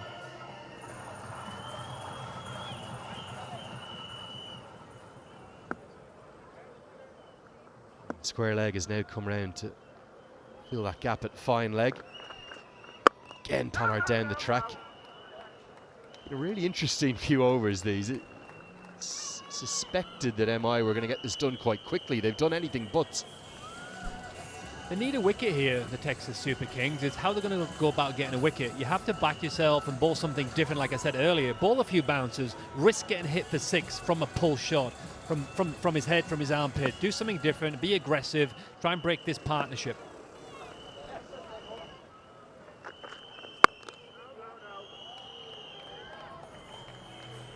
It's very unlike the two batters. Often they'll want to get ahead of the rate and finish things in a hurry. Maybe just a few little nerves. Haven't got a win yet this season. Traditionally in this league, they've started slowly in the group stages. Obviously finished unbelievably. Finished with a head of steam. Final furlong for them was their fastest in season 3 as they got their hands on the trophy. Just be wanting to find their first win. Full toss. And there is a fielder out there. Not quite going to carry. Good diving effort from De Silva. Going to be interesting to see whether this was up and over the waist of Corbin Pollard. It was. It's given on field as a no ball. I thought it was a big full toss. And Pollard's a tall man. Viljoen doesn't like it. You can see what Pollard was trying to do there. He was trying to swipe that around potentially over backward square. What an attempt that was. Was that Silva out there? Just get a look here. Was it over the waist-high position? Be interesting to see the tracker on that. Really marginal. But ultimately goes Pollard's way. Viljoen doesn't like it at all. You can see where he was deceived by. Initially, Pollard's been coming down the track, this time deep in the crease. Remember, it's the standing position of the batter in his normal stance. You can see what he's trying to do, though. He's trying to get underneath it and flick it over fine leg, deep square leg. He just didn't quite get the delivery out of the park. Will be the free hit to follow. Had plenty of them, mainly for front foot no balls. This time without bouncing and over the waist high. The batter's stance gives Puran a free hit. Can he cash in? Just a feather of an edge and no damage done for Hardis Viljoen. I think that's what is one of his strongest deliveries, is that Yorker. The way he kind of falls away from it and he fires it in there.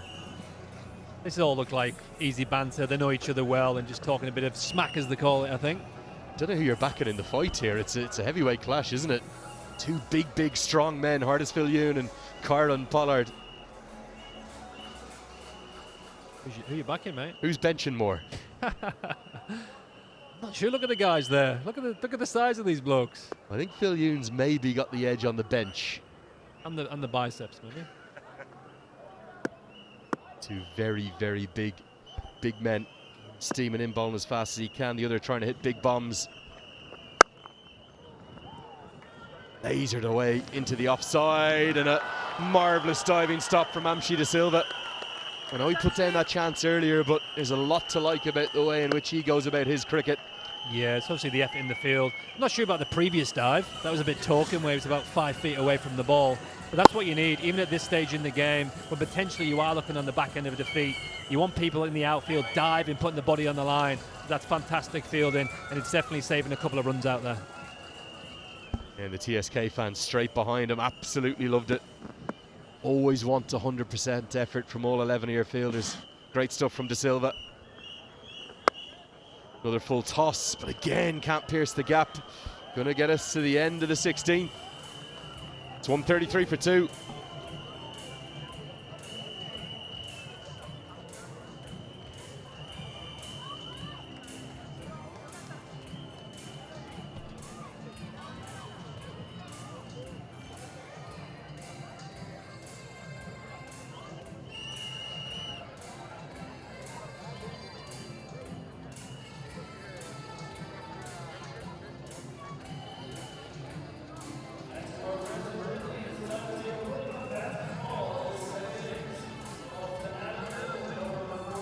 Well, you can see that Nicholas Puran, he'd like a little red ink. He wants to get his team over the line. The captain, Pollard's just happy to be nudging it around and handing it back to Nicky P.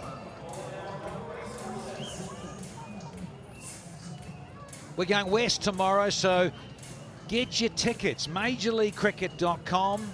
Get online if you're there in the Bay Area. Oakland. Looking forward to getting back there again. We were there for Cognizant MLC, Season 3. This is Season 4. And going to see some electrifying stuff up there in Frisco. Rightio. There's an excitement here from Mold de Silva. He's getting revved up and he'd dearly love to knock a couple over more. Robin Utapa alongside, and oh, he's got 1 for 22. He's he's an interesting character, young de Silva, isn't he? Yeah, he's got some spunk about him, doesn't he? And he's skitty, consistently bowls the remotely speedy delivery when he's bowling. I like him. I think he'll play for Sri Lanka soon. Should be, at least.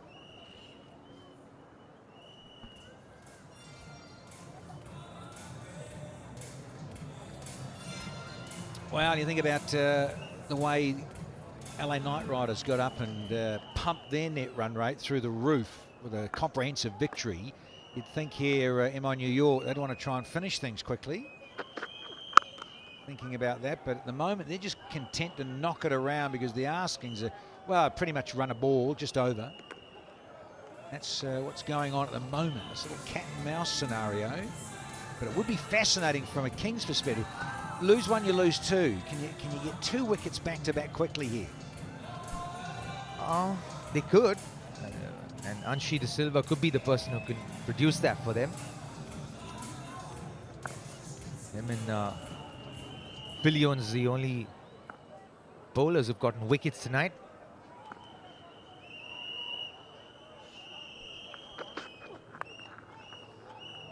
Yeah, tried to get it up and hustle and hurry, big Kyron Pollard. Was Lone Rangers. Wicked Wednesday, California is calling. Sounds like an old song we know. Unicorns up against the Super Kings, and he's coming home to his new home, Ashwin. He'll be there.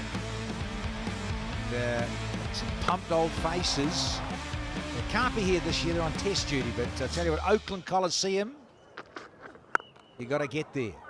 Drop and pitch, it's an absolute beauty. Finn Allen got that 151 there in the opening bit of last year. Just came on rather nicely, and of course the opposition said, look, we just got it a little wrong that day, Bob. Full, bit too full. He seemed to get everything right that night. Smoked it that day. He had 19 sixes that night, striking at over 270. Dan? I can tell you the opposition was Washington Freedom, and they got nicely pumped around the park. Netravalka 1 for 57 from 4. Ben Sears, he was here. Bowled 4 overs for 49. And Ben said, I've had enough, I'm out of here. Lovely bit of timing here to the fence from Nicky P. It was actually cleverly done. You know, when a bowler is bowling as skiddily as Anshi de Silva is, you don't really have to muscle the ball. Just need to get back to ball. And he's done that really well here and placed it exceptionally well as well. It's pure timing. Had those strong wrists behind that ball as well. Want to go here in the 17th. Yeah, it was hailing sixes with Finn Allen there at the Coliseum. So 8 off the 17th, and now New York are 141 for 2.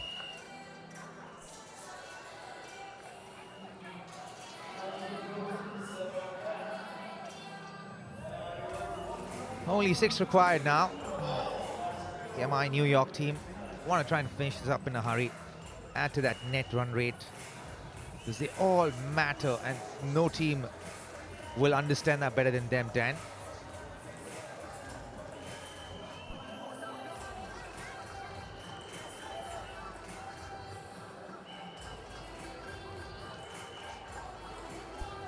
Well, if you're sitting at home watching, you'd be saying, look, it's time to tee off. Let's get this game done and dusted.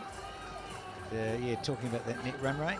And also just finishing up there from Finn Allen's innings. They got 269 for 5 in 20 overs, did the San Francisco Unicorns. And the Freedom, well, they were just blown away. You can understand, too, the immense amount of runs. And they were all out for 146, 13.1. Hassan Khan, he got 3 for 38. Harris, 3 for 30. Yeah, that's the thing to do. Puran with a 50 as he smokes Viljoen back over his head for a Tom Mix. He's had lean pickings in the last few months. So be happy to be able to contribute to his team and be among the runs as well. Seems like he's got the message now. He'll try and finish it up in a hurry here. Length ball. No, it's not where you bowl to Nicky Puran. He'll be all over it. Yeah, needed this. Did Nicky P. Time in the middle. Might be a little high. Just going to check this, I think. He's not happy. It is a no ball. Got the message from square leg. There's Rashan Samuels. So we're going to have a free hit here. And says it all. Pereira, I don't think you can check this, so they maybe have checked it.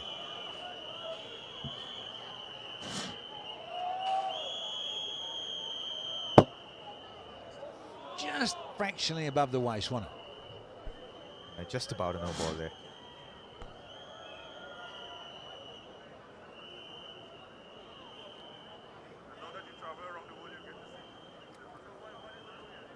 I think he's bowled one before, so I think poor old Hartis Viljoen is out of the attack. It'll be a free hit. That is annoying for the Super Kings. So Pollard just telling Donovan Pereira, look, those are the rules, my friend. That's the laws of the game. If you bowl a waist high four, you bowl a couple of them, you're out of the game. So you're from the bowling crease rather. So we've got a free hit here. Nicky P to face it. Just smoked 1 for 6. Now he gets a free hit. And we're going to have Vian Mulder. Just trying to line things up here. So Mulder.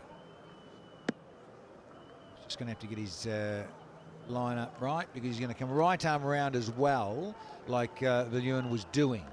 So he's going to get the same angle here, Nicholas Puran, to face and deal with. Right arm round.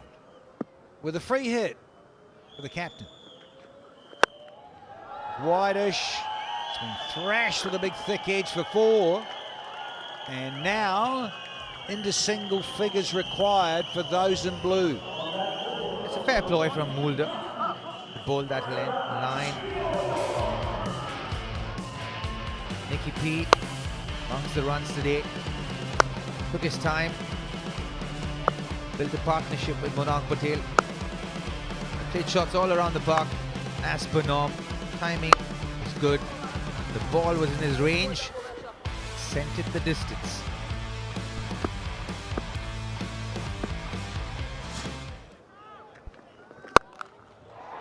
Didn't quite get all of it, but got enough of it. Enough of a chunk to make the scores level here for New York versus Texas in Grand Prairie. When he hits it well, it stays hit. Very little stopping him. Again, great power hitting positions from Nicky P. Exactly what the doctor ordered for MI New York. Add to the net run rate. Done and dusted. Went for a Yorker, missed his line and length there, did Mulder. And Mr. Pollard's having a bit of fun, and so is Nicholas Puran. He ends up 68 not out with that final little boundary tucked around the corner. Handshakes and high fives all around in that MI New York dugout. Commiserations to those in yellow and red. Stephen Fleming and his cohort. 21 off that 18th over, or 4 balls of it, because of the 6s and no ball meant the over read like 6, no ball, 4, 6, 4. Somewhat expensive, And in the end, they do get the job done. Robin Utep. Yeah, job very well done. Bowling was clinical, fielding was really good as well. Slowly move up the table. Never been a great starter to any tournament of MI. But once they get that momentum going, keep building on it. TSK will have to go back to the drawing board. Got injury concerns, momentum concerns. Batting not firing as much. But I'll tell you who's firing. This man, the skipper of MI New York. Good clean batting tonight. Took the ownership, responsibility as a skipper to see his team through. And in company with him, the sharpshooter, Kieran Pollard, one of the GOATs of T20 cricket. Clinical stuff from MI New York tonight.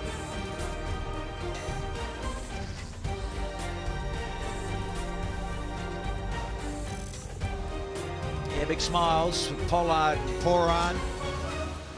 Fresh off his 100 not out. It's Kieran Pollard, and a nice little red inker again tonight, 7. He was just keeping his captain company. They win by 8 wickets with 14 balls to spare. They do make it rather comfortable in the end, and there was all sorts of concerns about what was going on and why aren't you doing it any quicker. But flick the switch to Nicholas P. Confirmation. 26 and 46 at the top there with the openers to Kock and Monak Patel. And you had Puran 68 not out from 46. Lovely little strike rate of 148. Pollard keeping him company. And just 2 down to get to 162 for that total. All very good in the end. Yeah, bowling, not a lot to take away home. De Silva and Pillion, the only ones to get wickets. Mulder was expensive in the end. You can't blame him because game when there's very little left to do. That's it, the summary of the game. 158 from the Super Kings. Ranjane trying to rescue them. 49 of 36. MI New York were clinical. Bosch with 4 wickets. Bolt with 3. Bowled exceptionally well. Garker 1 for 37 and Shepherd 1 for 28. Nicky P and Monang Patel doing the bulk of the scoring for MI New York to take them home. They win by 8 wickets with 14 balls to spare. Right, it's time to go sideline now and catch up with Aman Patel. Here with captain of the Texas Super Kings for the day, Donovan Ferreira. Donovan, want to take you to the first innings. 3 wickets in the power play, but 158 on the board. Did you feel that was enough? Yeah, I think we were a bit short over there, but you know, we had belief that we could obviously do it, just hitting good lengths over there, but unfortunately for us, we didn't come off today. Yeah, with the ball, just that 1 wicket in the power play, what in your estimation went wrong? Was the pitch acting differently than you expected? Yeah, I mean, history shows you that batting second over here gets a little easier, so you know, we needed to control the power play, but I think we dragged it out nicely, 1 or 2 close calls there at the back end, but yeah, unfortunately we didn't have enough. Yeah, 1 for 2 for you guys in Texas. You head to Oakland next. What have you learned from your side that you'll take into that next leg? Yeah, well, I mean, it's a completely different venue, so for us it's to assess, you know, we have a couple of days now moving on to the next venue, so it's just about assessing the conditions there and hitting the ground running. Donovan, tough luck today and go well the rest of the tournament. Thank you very much. Cheers. Thanks, mate. Appreciate it.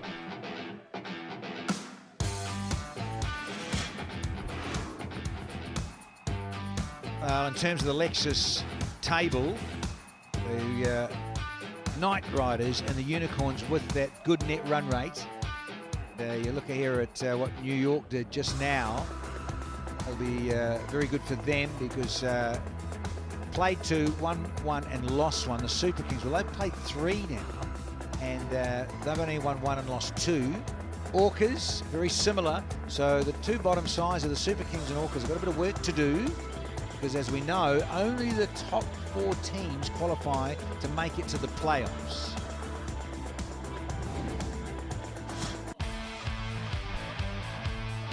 The highlights, the second innings, a clinical start from Quinton de Kock. Got the team off to a flyer in the first over, got almost 22 runs, I think. Then Monang Patel as Risty best. He had a reprieve there from Anshi de Silva, but After that, there was no looking back for him.